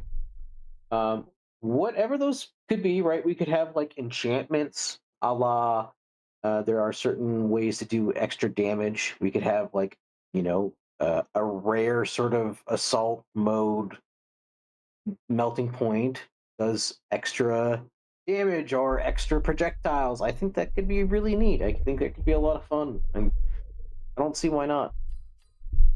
Especially in something like free for all. Why not? Right.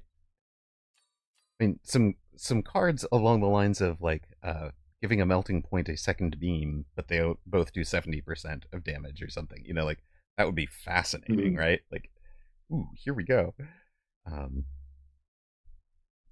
But I think the idea there was like mass-produced giants are one of the biggest swingy units in the game, right? They do just amazing amounts of damage. On the hit point barks, they still do the full. It got downgraded to 350, in fact, from 400. Yeah. I think in part because of how impactful mass-produced games were. But I'm not sure about that one. I can imagine.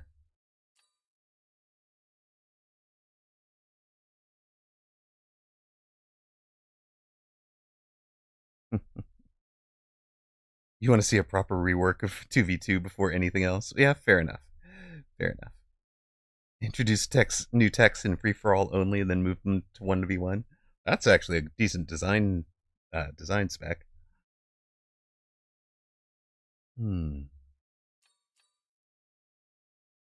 Just a reminder, we will be running a short stream today, as I'm going to break immediately after tournament is over to take our Thanksgiving dinner with Kiddo. So Kiddo and Grandma. And yeah, we'll might or might not be back in time for the Americas.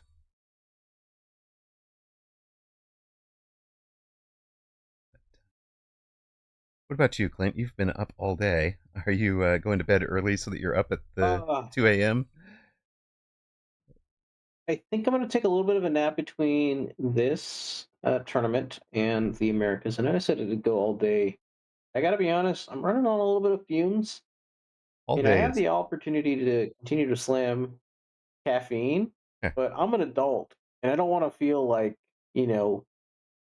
bad word later. So I'm not going to do that. So yeah, I'm going to take a little bit of nap, and I will be joining Stony later to do the Americas tournament later tonight. Yeah. Excellent.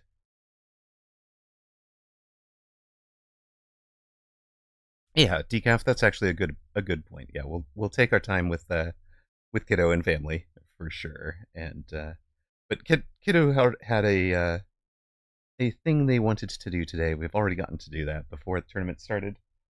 They were very excited at, and now we've got Thanksgiving dinner being prepped. I can smell it. Oh, Grandma glorious. working at it, and yeah, it's gonna be great. It's gonna be good. I do appreciate everybody who is here with me on Thursday. That was a lot of fun to have kind of the group together, and we are into round 5, our quarterfinals, and do we just keep following Rooster? I actually want to check out this Fair New Moth player. I'm not familiar with them, and if they're taking down Poochie, I want to see what they're cooking up. So we're gonna skip a blue hair versus Rooster, huh? It's Kebab Sniffer versus Fair New Moth, and we're going to see a lot of cool Phantom Ray stuff with Kebab Sniffer. All right. That's what I'd say. All right. Kebab Sniffer, if you haven't caught any of their streams, is a Phantom Ray believer. They love to force it almost every game. Mm-hmm. And I think they have a particularly strong read on how good the unit is in the current state of affairs. If there is one thing that is ubiquitous with all the streams that I've heard regarding Kebab Sniffer, it is the streamers complaining about how annoying his Phantom Rays are. So, all right. I'm very curious to see what we can pick up from him here. Great. That is a good piece of advice. So we'll be here for that in a moment. Channel point submissions are up, or predictions are up for those of you that enjoy the Gamba. And somebody is already in for Kebab Sniffer. Yeah, I love that guess. Oh, is that putting your rocks where your money or where your mouth was? You know what? I'm all in. Oh my goodness. I'm all in. How many rocks do I have? Error claiming bonus. Oh, 21,000 rocks. Yeah, whoa, whatever. That's a big bet. Oh, 21,000 in. All right. I'm collecting my points. Welcome to round 5 of Weekend Tournament European number 82. Fair New Moth, who just beat a Poochie in the 4th round. And Kebab Sniffer, who Clint has been talking up as a Phantom Ray enthusiast, far side red. Fair New Moth takes Farseers with Arclight and Sledge. Farseer Specialist, I should say. and Kebab Sniffer took the sledge and a marksman rhino specialist. So, no chaff on either side. Let's go. Sledges, no chaff.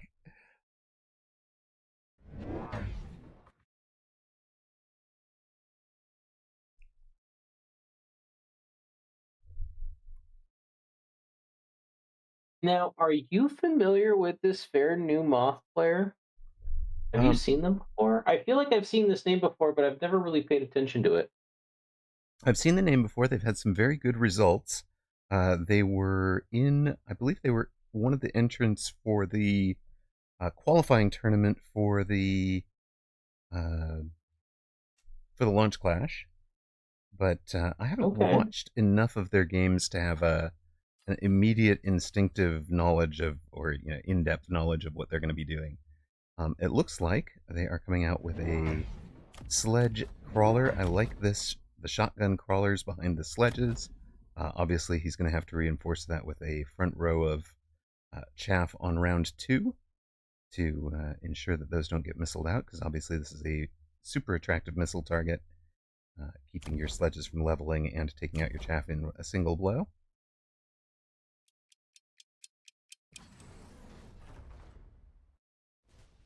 Yeah, and a little bit of an underrated feature of what Fair New Moth here is doing with these crawlers positioned behind these sledgehammers is they're doing this thing that we like to refer to as filtering. They just, as the crawlers run into the back of these sledgehammers, they begin to spread out as they would if they might hit the back of the tower. Yep. This just allows them to be slightly more efficient and be slightly more annoying. I'm actually really pleased that that has taken off. I'm sure other people developed it independently, but that is something I was running almost a year ago. One of the only people I knew that was running filtering through storms and filtering through sledges. Partly because I was running those aggro builds up front, so I had the exact kind of positioning that Fair New Moth has right now. Almost, I used to have the sledges a little bit closer and would build that kind of pitchfork formation. If you remember the vertical and then the pitchfork with the tink, tink, like a Yes. W front and a long line of crawlers coming through a single spot.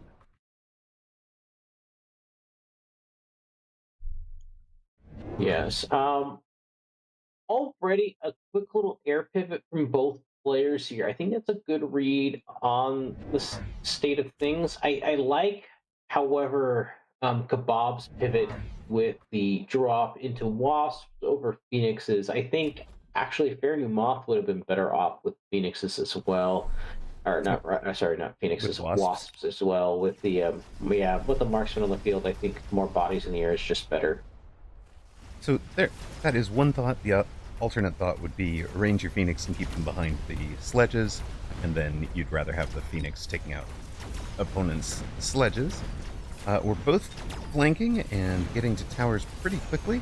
This one Arclight has done a great draw for Fair New Moth, playing some defense just long enough to get the tower down, and that's going to let him win the headbutt over here, at least for a majority of the time. Now it comes down to, can my Phoenix Wild Diva clean up against the Wasps? Answer is no, they cannot. And Kebab Sniffer wins round 2. Relatively even so far, 42-47 to 41-20.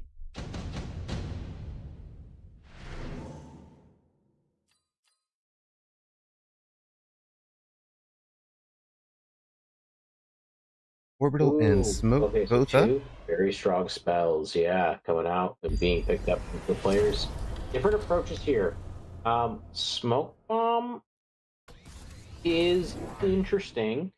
Even if Kebab Sniffer loses this round, he has a strong likelihood of winning the next round if the Smoke Bomb isn't blocked by any amount of shielding. And it doesn't look like it will. Fair New Moth picked up a Farseer from his specialist, drops a second one to protect against the Wasps, and brings a Phoenix out to the flank over here, trying to dodge what he imagines, since he took the orbital, in his mind that was the right choice for Kebab Sniffer as well. So he's dodging the orbital with the Phoenix, kind of unaware that he's dodging a smoke instead. So his sledges are not going to have their air support this round. Kebab Sniffer did sell out of those wasps. Now the Farseers have dropped. You mentioned that he is a huge Phantom enthusiast. So at the moment, he's gotten back out of air to kind of maybe not draw specific air defenses. And he has a shield up. It might also be... I was just going to say, it might also be due to the fact that I know, if I'm not mistaken, he runs armor on his Phantom Rays, which means we technically don't want to just recruit a couple level 1s. We actually kind of get more value out of waiting for a drop, potentially getting like a level 3 or a couple level 2s, right? Armor just adding on a bunch of base health, and potentially even blinking certain units, like maybe some high-level Misting drops later or some high-level Typhoon drops later. Makes good sense to me. And he's winning rounds, as you said, with the smoke on the ground.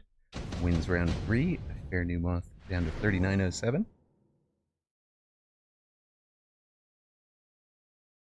Is Kebab Sniffer a quick teleport player? I've heard tell. No, he is not. Okay, I had heard tell of a devastating, take the Phantom Ray drops and then triple recruit and tech Phantom Rays and just have this overwhelming flank approach. Like a 6-unit Phantom Ray, yes. Sudden Phantom Ray flank. But have not seen it. Instead, he's got his Rhino Specialist Rhino that's going to have a straight run on that far side tower, unless Fair New Moth does something about it. Of course, Fair New Moth knows that's coming. Kebab Sniffer also adds the oil, so you're not going to get through the smoke quickly. You start driving into it, and then you get bogged down in it for a while. And Fair New Moth took the Incendiary Bomb. Reminder, of course, that is the oil off of tower for Kebab Sniffer, not the regular oil.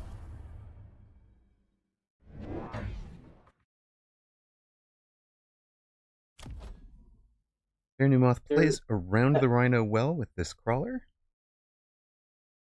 and then changes his Yeah, caster curse right there in full motion. Yeah, right.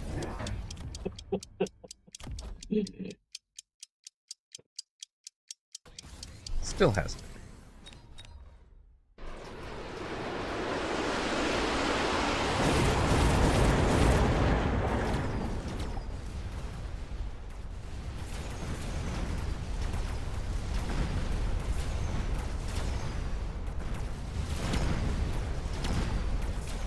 Oh, the one hero crawler came over to distract him.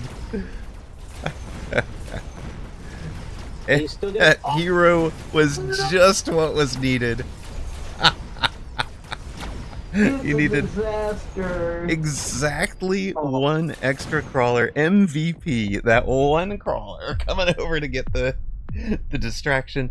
And that is like 1,400 hit points to Kebab Sniffer, 1,500. He's down to 2620 on that. And it all came down to whether or not that Rhino got tower or not.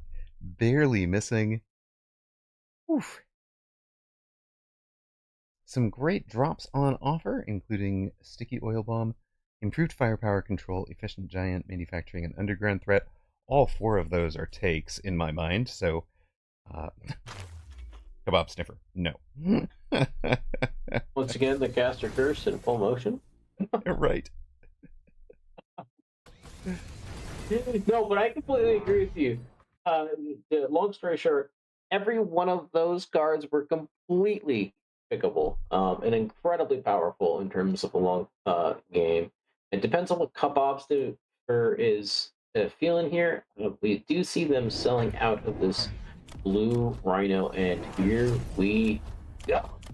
It is time to pull the trigger. 3 Phantom Rays immediately slapped. Do we see Cloak? Of course we see Cloak. Right away. So, Nothing here. You know your player well. Well done, sir. Um, took range on the arc lights to ensure the chaff clear, as the stealth cloak on the phantom rays. In theory, the Phoenix and Farseers are the answers to the Phantom Ray, but we shall see. Now, Farseer has Missile Interceptor. Phantom Ray, that is Phantom Ray being a missile attack that has such short range, is part of why Mustang anti-missile was buffed, so that they had a shot at intercepting Phantom Ray missiles.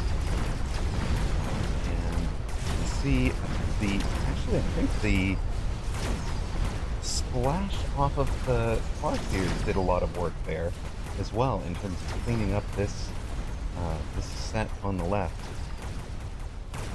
It's a level tower on the right, but eventually Phoenix and level 2 Farseer get through. And while the Bob Sniffer does end up losing the round again, this is considerably close. This is something where it feels like the Bob Sniffer's onto something, right? We just have to tighten up a couple things, and maybe we're okay. And here we go, right? We see a unit drop come in, and we've talked about this being like an equalization of tempo here, right? And so we might see it swing a little bit more in Kebab Sniffer's favor. Both players took the forts. Bob Sniffer makes them AA forts, so trying to take out the Phoenix with the AA barrage. And Fair New Moth hasn't teched them yet. Still has 1100 to spend. Kebab Sniffer playing this a little bit more quickly.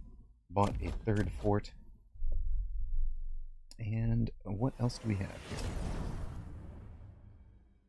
Nothing in corners. What was his other buy?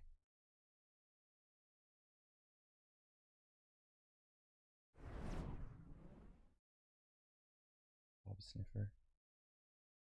What was Kebab Sniffer's other buy? Anybody in chat spot it? Is it just one more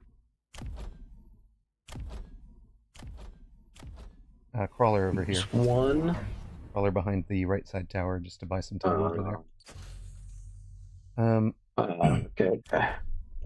So Fair New Moth took Mustangs, puts the improved firepower control on the Mustangs. Here is a little known point that is worth pointing out. The improved firepower control adds 70% attack. It also adds 70% damage to anti-air barrage, along with a whole bunch of other things that do similar. So if you are thinking of AA barrage as your answer to Phantom Rays, which he has not yet committed to, right? He's anti-air barrage is on the other side.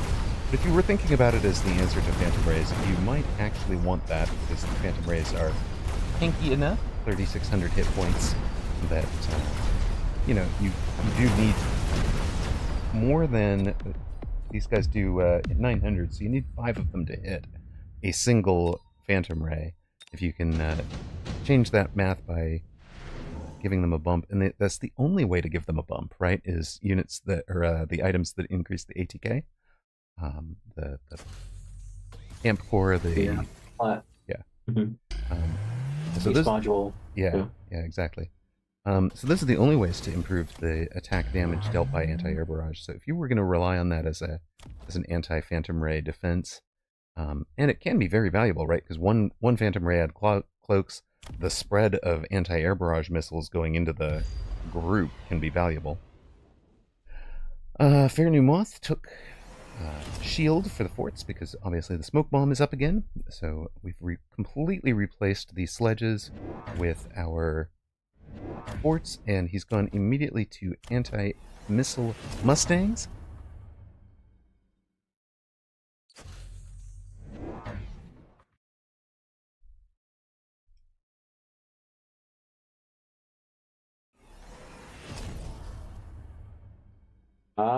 There we go. Some nice little tech decisions here in what I like to affectionately refer to as free MP on the Farseer, Yes. mainly because it's a 100 cost tech and it rolls right off the tongue.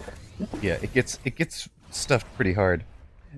It's very nice to be able to throw it down, and it's an EMP that can hit both, right? Like I just love that Oh as yeah, a EMP that can hit both air and it's on ground. such a good body too. Mm-hmm.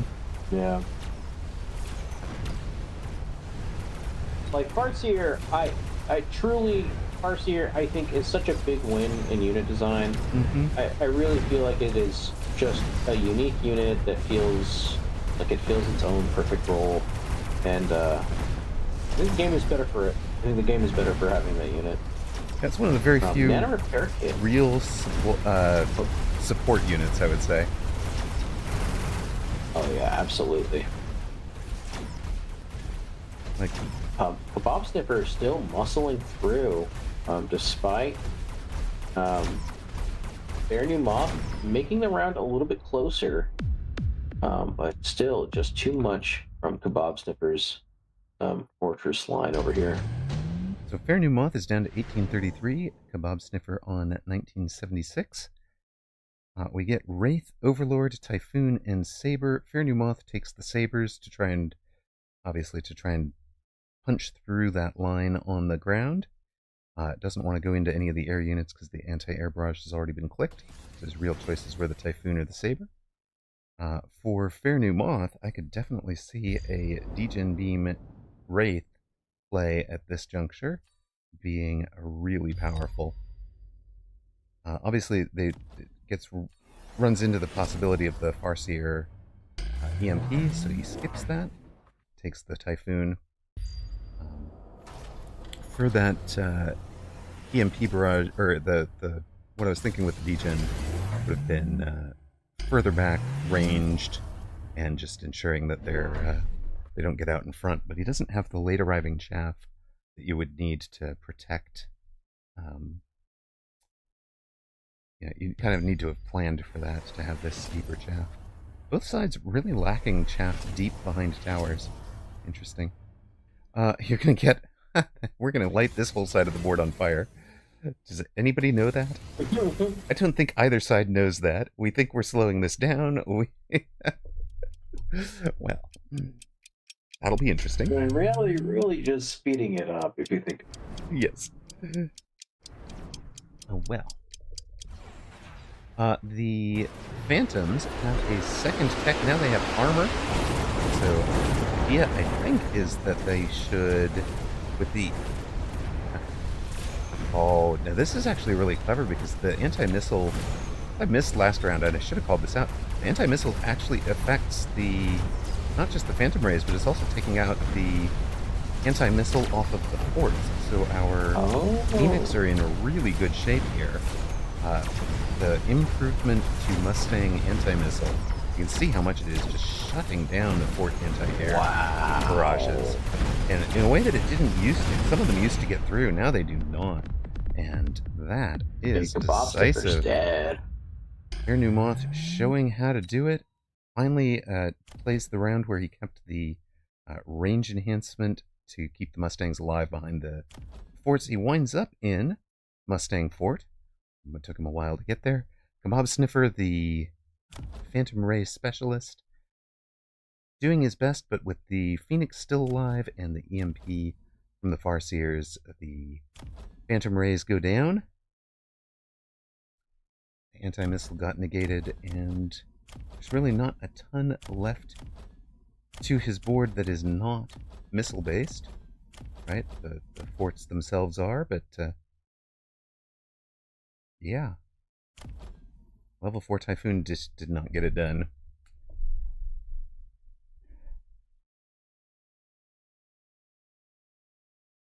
So congratulations to those of you that supported Fair New Moth. Fair New Moth able to beat Papucci, gets through against Kebab Sniffer. If that blue hair match is still going, we'll jump into it. It is not. Rooster has taken care of blue hair. Dai has beaten Andy. So we are down to 3. Papucci with a win over Hikikomori.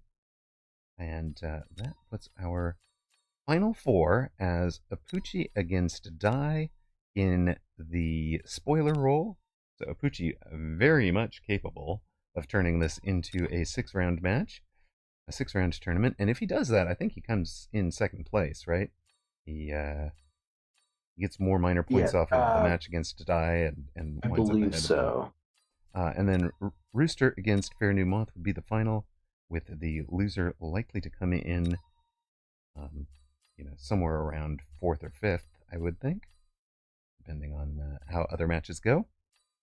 Toast, thank you very much for the gift sub to Zalex. Bimpy, I am so sorry about your points.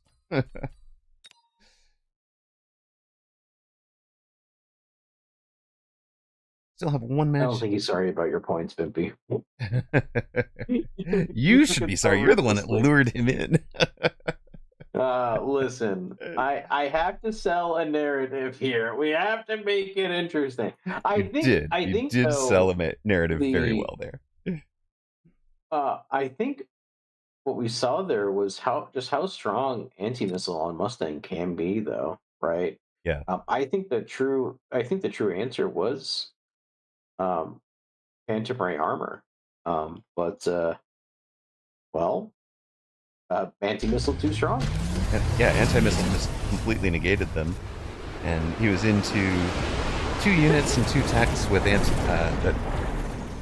2 units and 3 techs into missile dependency, and the anti-missile shut all of that down. And full credit to Fair New Moth for that, right? Because he took them without it being a sufficient answer to the board at the time, and trusted that he'd be able to build the board into able to answer it.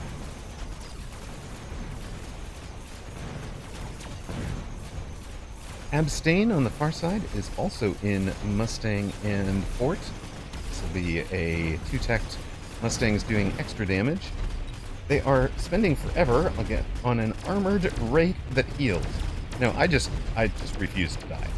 I'm sorry, no. I'm gonna kill you by doing 300 hit points at the end of the round every round. But he's also got some armored phantom rays, so really he's... Where is your anti-air answer here? Oh dear. 133,000 HP in the air, by the way. That thing has healed all the way back up to full from down in the 1/3 level. And yeah, here we are with the few surviving units. Honestly, it looked like Abstain was in complete control of this round when we jumped in. But no. No, Mizukatsu has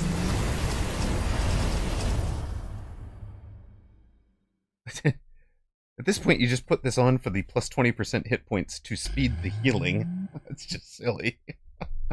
I mean, it also got him a free level, but still. But still.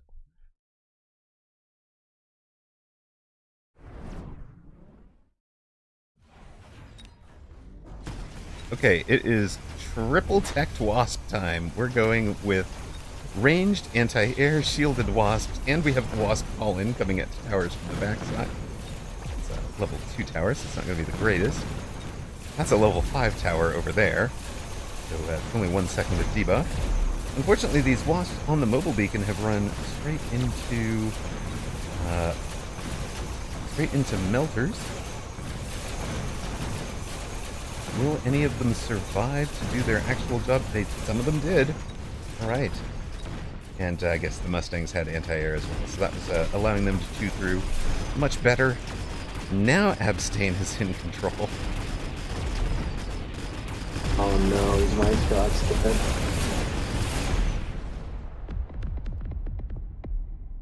Not quite. Not in a good spot though. Yeah, don't want to be at store like this. It is true. They added 1 level 1 marksman, and that shut down the Wraith. Abstain. 1 was all they needed. Decaf says there's 2. I might have missed the second one, but I missed the first one as well, so shout out to Decaf for pointing it out. That's funny. Mods have our backs. Thank you very much. Incendiary bomb. Yeah, Decaf, by the way, is spotting. He's also in this match at the moment, is watching to able to click on different things and move around to get different angles. We're trying to give you guys the full board view.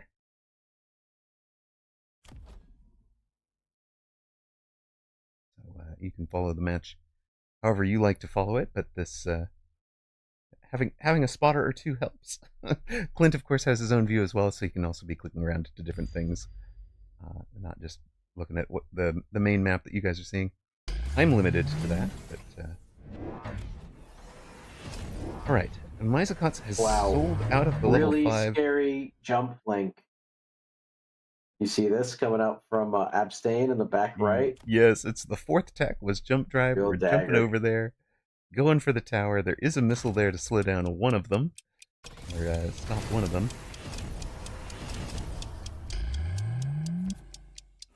Flames behind the line of forts will do some significant damage to the Mustangs. I do wish he had put it from here over. Look how late the fire arrives.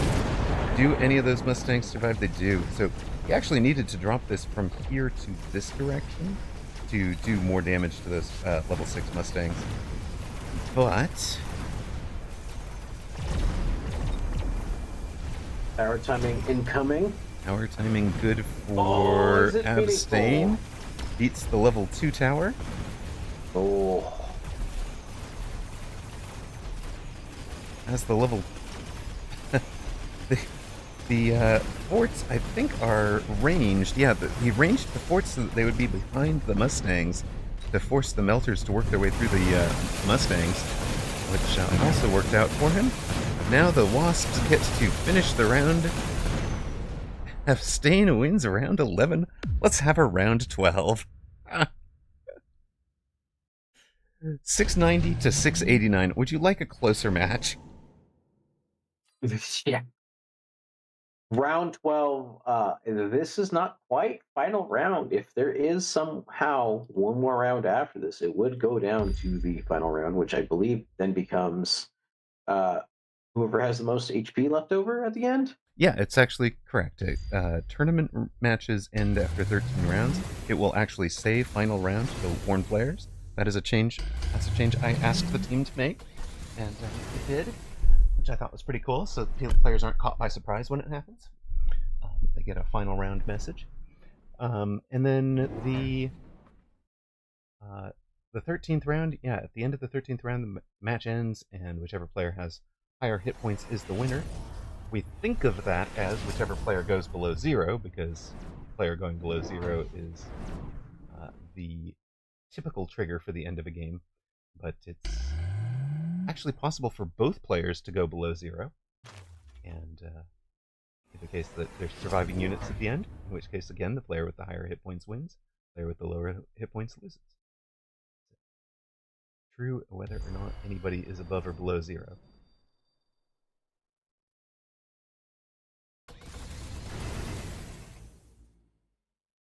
I think you'd kind of have to stage it to really demonstrate the both players going below 0, but like, mobile beacon armies away from each other. Don't take speed. Put oil between them. No, we're gonna leave each other alone. Like a weird field maintenance scenario, right? Yeah, the weird field maintenance scenario is probably more likely. Can't kill my nano repair Sabertooth, and I can't kill your nano repair Wraith. Level 5 Sabertooth. Yeah. Yep.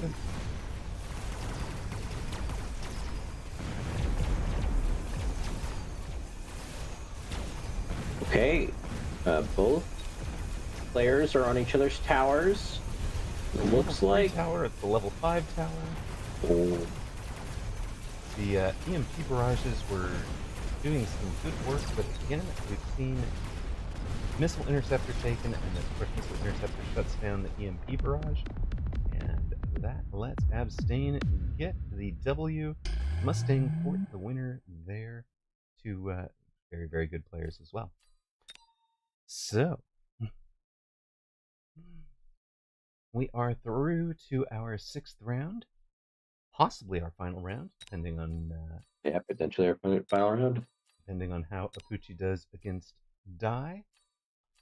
Fair New Moth has bumped from third to second. Now the favorite against Rooster, apparently. But apparently had a they had a minor point from Abstain getting the W. In fact, Abstain almost became the spoiler here. Comes up to co-equal Apucci there. Oh, wow. Yeah. Rip Team Melter, yes. All right. We will start our predictions for the semifinal, or I should say round 6 match, because this is possibly the final, possibly the semi-final. We'll start that one anyways. We'll have Rooster in blue. We'll have Fair New Moth in red.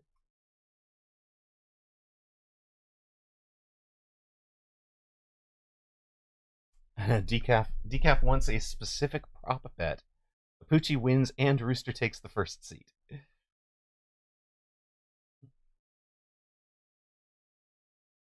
I would take that bet. I can end submissions and make this into a prop bet with that as one of the options. Four-way betting. No, it's a semi. It's a semi and Fair New Mod wins. You have to get both matches correct. Decaf says, yeah, no, Clint, we know you can't because we cleaned you out. But I've still got chips. I've still got chips. I'm betting right now. I'm betting it all on Rooster. Everything. All 10 rocks, baby. All right. Well, I'm all in. Click the button. We'll be right back with that match. For those of you that see ads, we'll just make sure we don't run one during the match. Make sure nobody has a pre-roll. Nothing like that. Also, I heard Kiddo setting a table. Glad I'm not playing in this, because I would be playing poorly since I skipped lunch, knowing that we were going to have the early dinner.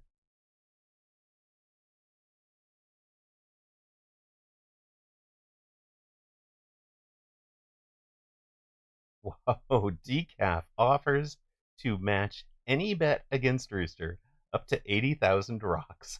Get your points or double his. There you go.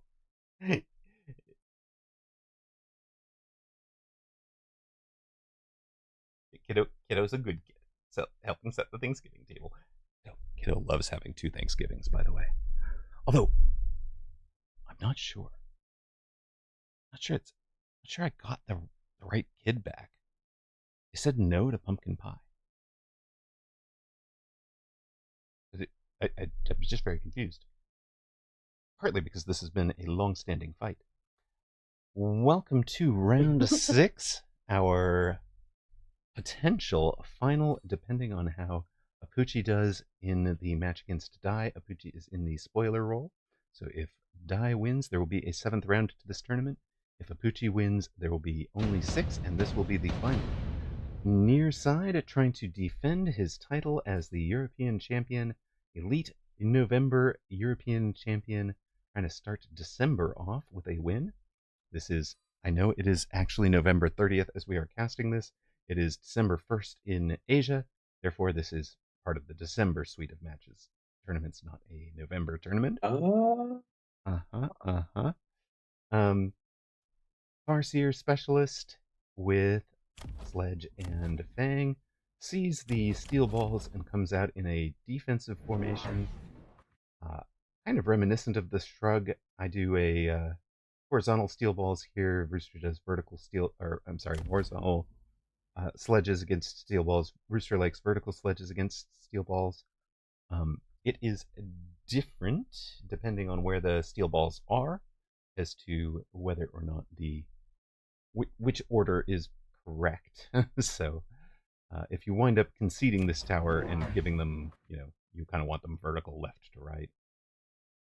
And that can happen when somebody's way outside like this, especially if they're if it had been a little further forward and come straight to the tower. Rooster has a really nice pull. He'll get pulls all the way across. I don't think he's going to concede tower at all. As long as we kind of watch this one steel ball over here that I lit. If that one turns to the tower, that's a problem for Rooster. Yeah, this is that outside one.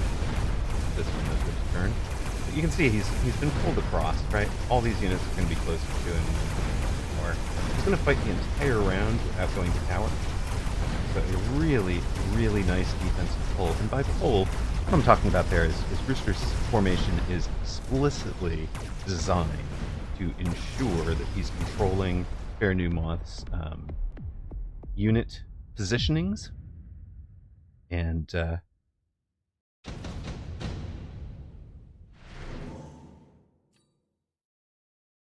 Yeah. Regarding PB's positioning here, Apucci has played around a lot with this positioning in terms of fangs and sledgehammers. And a really important tidbit here is how these fangs and sort of sledgehammers are in this vertical positioning here. It basically forces Fair New Moth to consider something like Mobile Beacon here early on if he wants to get a tower cheese. And here's the thing. Once we know the route the Mobile Beacon is going, PB has an easy way to, boom, there's the Mobile Beacon, has an easy answer in oil. So it's a very natural sort of like push and pull here. This is going to force a very natural answer out of Mobile Beacon from Fair New Moth, and we should see PB, I imagine, by round 3, go for a very natural oil timing. yeah, Rooster can run that oil vertically into his own territory. So kind of either you come play with this or you don't. Now, I don't know that the Mobile Beacon was necessary if he was going to missile out that pack of fangs anyways, because that pack of fangs was the initial draw. I think this set of steel balls would have gone to tower, but with the brawler coming in on the far side, those flank crawlers just get into tower, and that's just allowed Rooster's army to clean up. That'll be important for levels and denying levels to the steel balls. So Fair New Moth down to 3806 after 2 rounds. Rooster at 3900, currently untouched, and it gets his Farseer and whatever unit you would like. You like level 3 Phantom Rays, 3 Sabertooths, 2 Marksmen, or a Phoenix? I love that It's hard to say no to 3 deploys, man. It is tough to say no to 3 deploys. I was going to say, I love that this is balanced, because one of the arguments for taking Phoenix over Marksman is that you get more units on the board for the same number of deploys. When they drop at the same level like this, you get the same number of Marksmen as you do Phoenix. So that argument kind of goes away, which is interesting. I like it. It's a really good, subtle piece of game design. Fair New Moth does take the 3 deploys, as you pointed out. And Rooster takes the Phantom Rays. Okay, we'll have Phantom Ray and a Farseer in the bottom left corner, along with Fangs joining this vertical sledge defense. Second Fang and 1 more Arclight.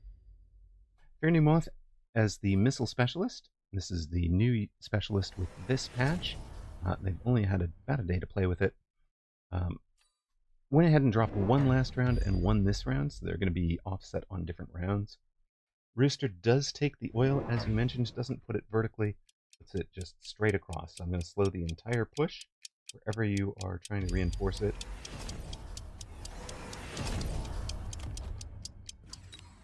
Both steel balls are only about halfway to leveling, and Fair New Moth has put a heavy armor on the outside of the set.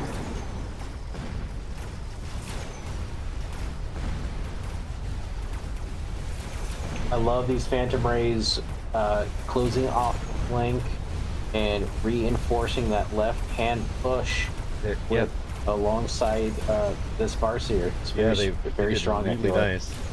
And he's actually going to encircle what is left of Fair New Moth's units, winning on both the right and the far left, despite Fair New Moth's flank. So, very nice defense. This is a textbook defense right here. Yeah, textbook defense. It really is. This is it's very pretty. Now, is it going to go a little bit better for Fair New Moth now that that saber on the flank has spent its summoning?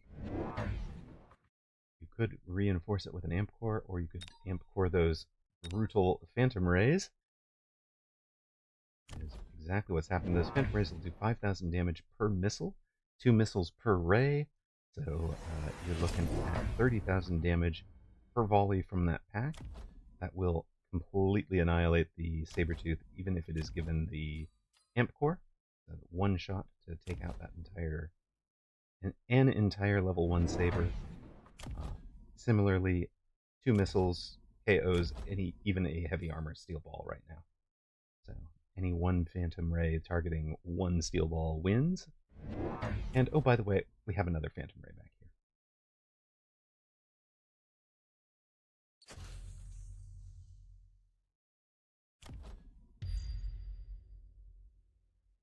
here. Yeah, I think PB's making a great read here.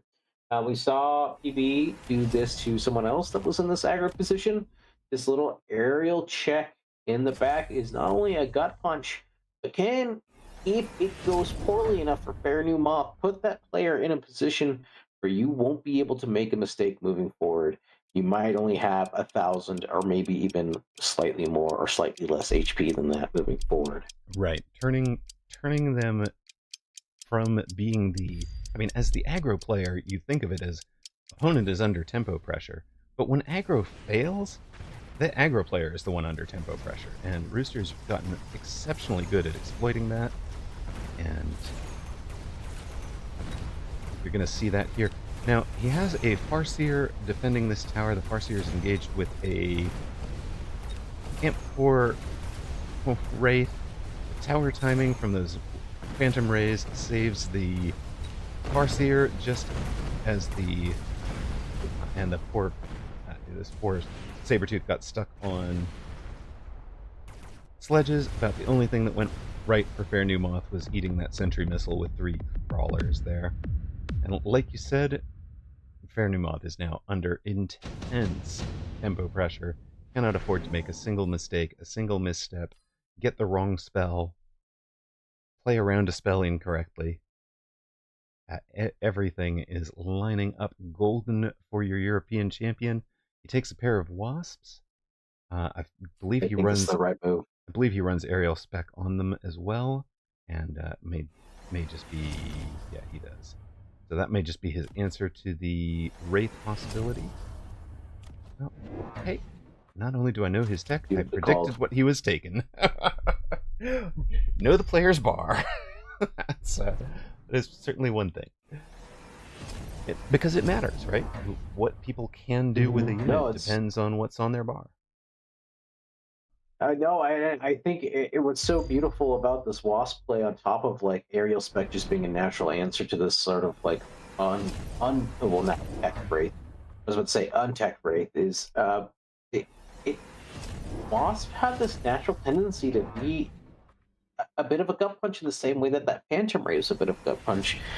If armies aren't set up to deal with wasp, like you've talked about it quite a few times, where this is a checklist required by your army. Can you deal with wasps? Yes or no? And if you can't, you're gonna lose. Yep. It's gonna check you, and it's gonna feel real bad. Whatever your comp is, it has to answer 4 things. Wasps is one of them. A flying single target like a Wraith is one of them. A land-based single target like a Saber is one of them. And Chaff is the other. Right? Looks like our timing coming in.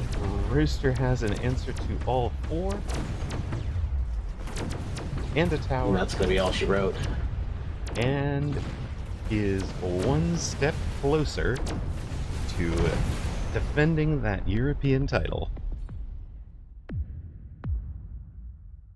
And Fair New Moth beaten. Flawless game from Rooster PB. I will take my 1,000 rocks back. Thank you.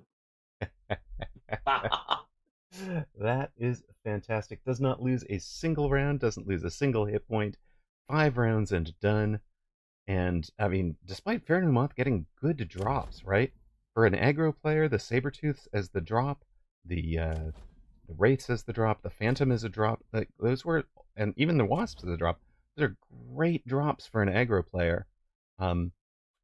Maybe didn't get a, if you'd wanted a Typhoon to go with the steel balls, didn't get that. Also, really never built into a chaff board, right? He has his 3 fangs from the Hmm. start of the game. He's added 3 crawlers so that he's on 6 chaff, but he's really not protecting any of his. Actually, he's added this crawler as well. So, but he's really not protecting the main units of his army. They get out in front, they get shot, they get killed. These crawlers arrive far too late to be meaningful. I mean, they did chew up that one sentry missile super late one time, but they weren't effective as at defending the what you talked about, that Phantom Ray flank that Rooster did for 1 round and then sold out of. But it drew the marksman defense and a sentry missile to kind of protect against. And he's still vulnerable to a similar play on this side, right? Like he doesn't have this flank covered if Rooster ever needed to go to the well again. So a very Yeah, nice. no, absolutely. I was just going to say absolutely because well, I was going to say earlier, if I had to take a read on the board state and the player here, Fair New Moth really looks like this may have been one of the first couple times he's ran into what this idea is. I don't know how new this tech is, but I do know that I've seen Apuji doing it a lot in the last couple months, in the last 3 to 4 months. So this may be something Fair New Moth, if they're a returning player, if they had taken a break, may not have a lot of experience in. And PB, this is a thing that a lot of people have been practicing recently, and especially against steel balls, we saw how well it is able to shut it all down. And one of the things I'm going to point out very specifically is the uh, we've talked about attacking the tower and using this flank pull to create that opening, that V opening. And when you're talking about this formation pulls the main set of the army out into the middle of the board instead of letting it go to the tower. And this here is minimizing the shape of the V. So instead of having a V that went from, say, this edge of this fang to, maybe about where that saber tooth was, and you have this big open V here. Rooster was creating the V in Fair New Moth's forces, right? Creating this opening space right here, straight in front of the tower. Like a late arriving steel ball just with a mobile beacon could actually have done a lot of work there, but because Rooster's forces are also pulled apart. But there's no real way to get that naturally without using the mobile beacon. Fair New Moth never took the mobile beacon, and we will jump over to Apuchi's match to find out if Rooster has won the title. Apuchi beats Die, and Decaf says he did a master class in Chaff Wars to punish Die for not having the chaff clear. Well done. Congratulations to Rooster, your champion. Die will be the. Yeah, sure. You can Discord stream the last round. I think you've got perms to the broadcast booth. Yeah. Let me make sure you do.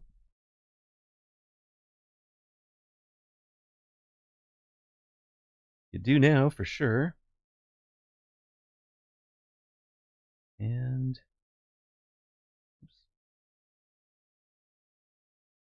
oops, let's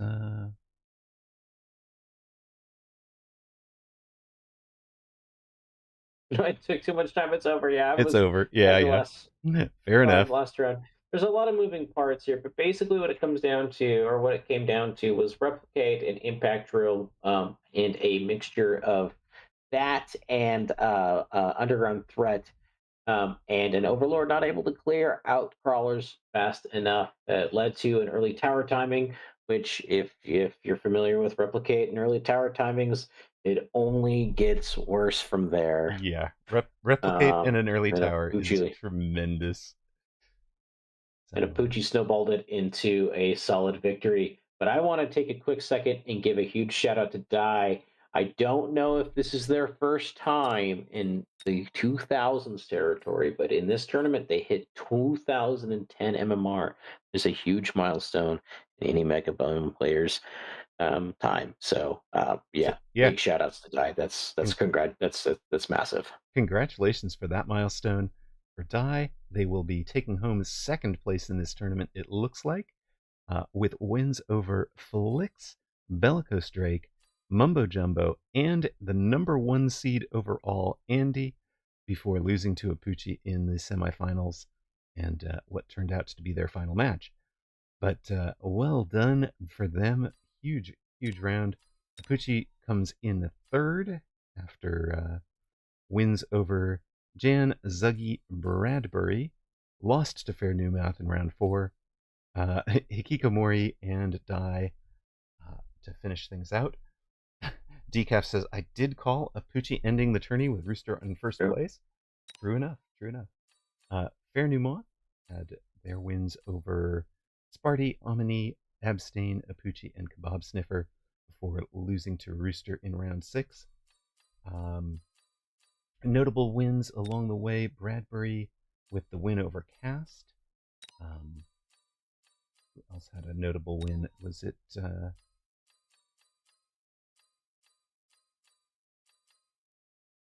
I guess we'll leave it at that. We had a couple of them.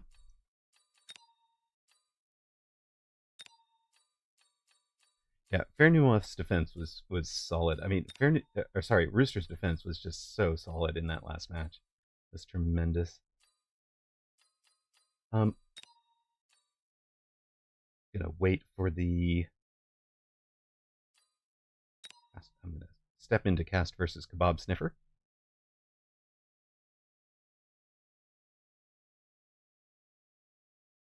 Dinner smells so good. I'm hungry.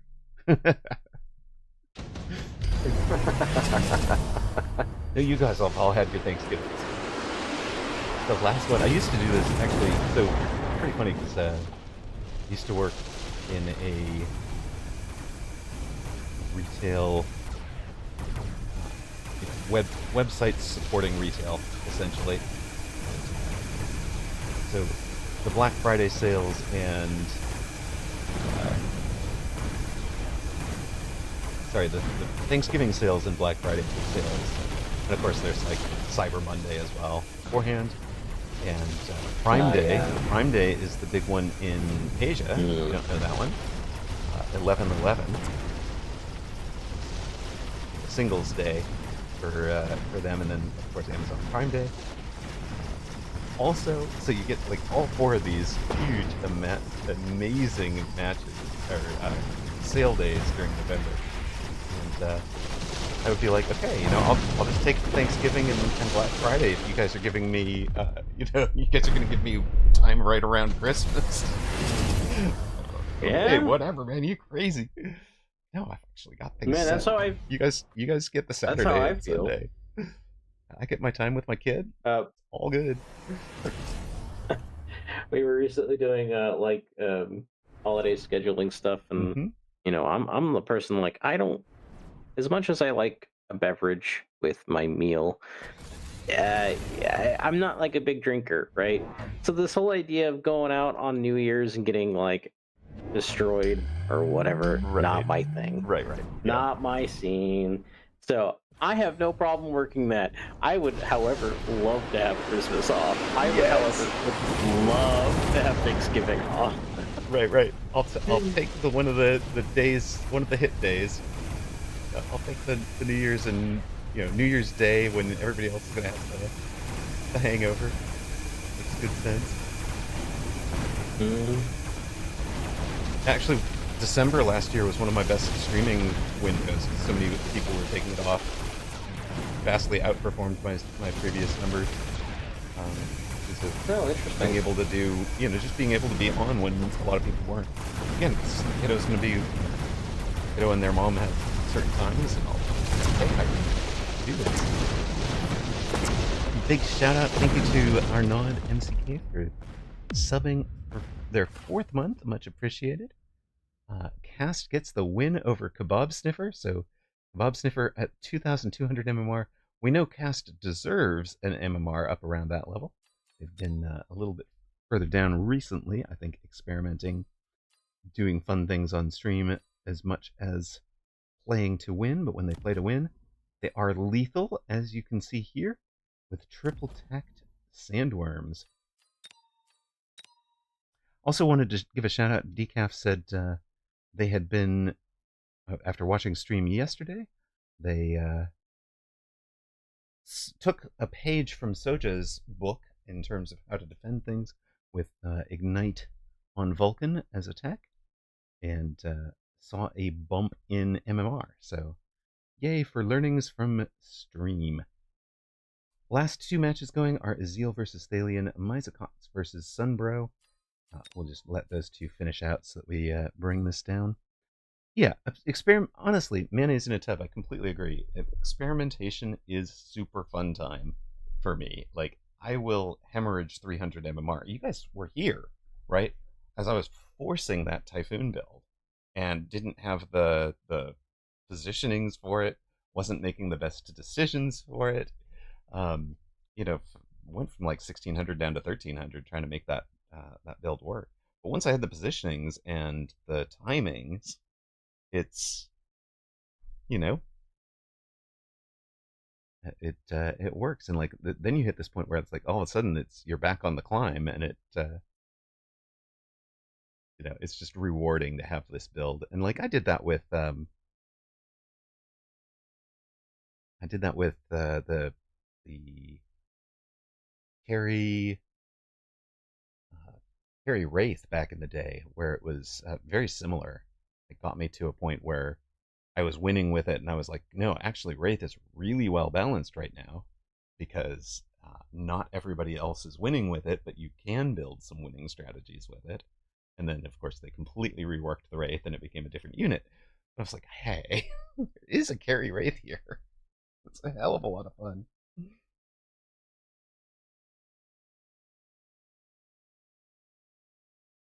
Yeah, no, I've definitely noticed that too. And at a certain point, right, I feel like once you start getting things figured out, the return or, you know, climbing back up is really easy, especially because you've got the reps in, you know what feels good, what feels bad, when to click certain buttons, when not to click certain buttons.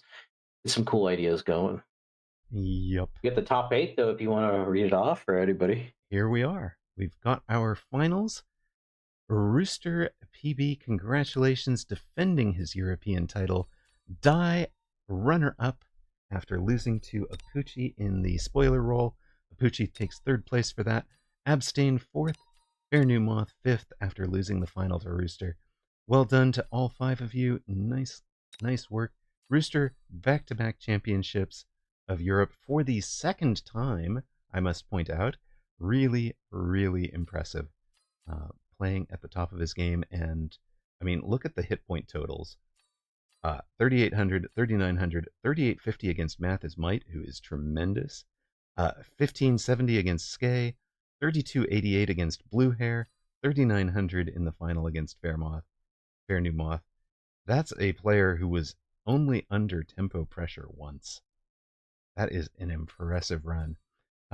Jupe the Poth 6th, Andy 7th, Bellicose Drake, the OG Trash Masters champion back in December of last year, now a top 8 finisher in Europe, and Cast 9th, Bradbury 10th after beating Cast, so well done to him.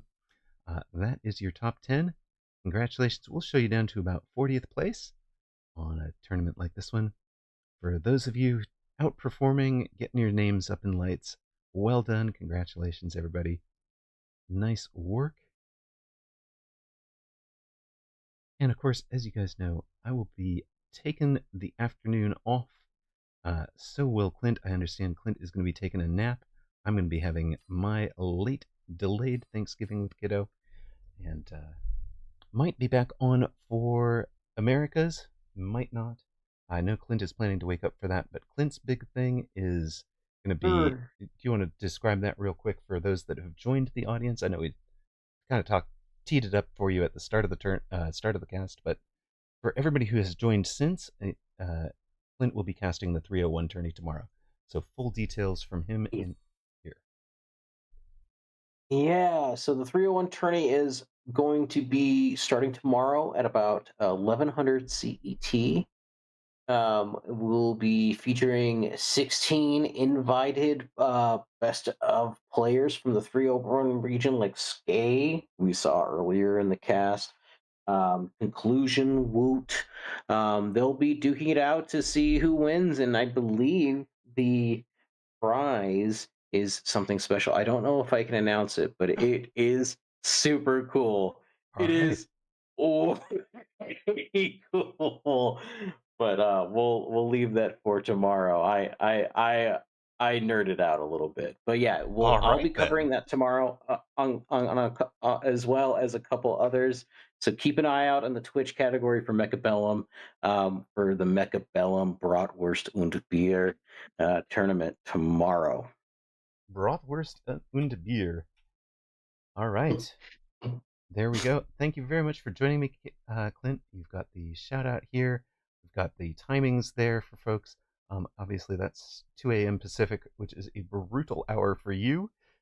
Brutal hour for me. I won't be joining you for that one, but I will be checking out the VOD avidly. Are you planning to package stuff up for YouTube or no? Oh yeah, certainly will. We'll get a playlist going. Nice. I have some backlog stuff to get done I have a regarding lot that of front. So I have a lot of backlog to get done on my YouTube side. So very nice. Well, thank you so much for the uh, invite to join you for today. I really appreciated it. It's wonderful having you. Thanks to everybody for watching. Appreciate you guys being here. Congrats to our winners one last time, Rooster, Die, and Apucci. We'll put up our thank you screen. Thanks to the mods who were here today, Decaf and Zalix.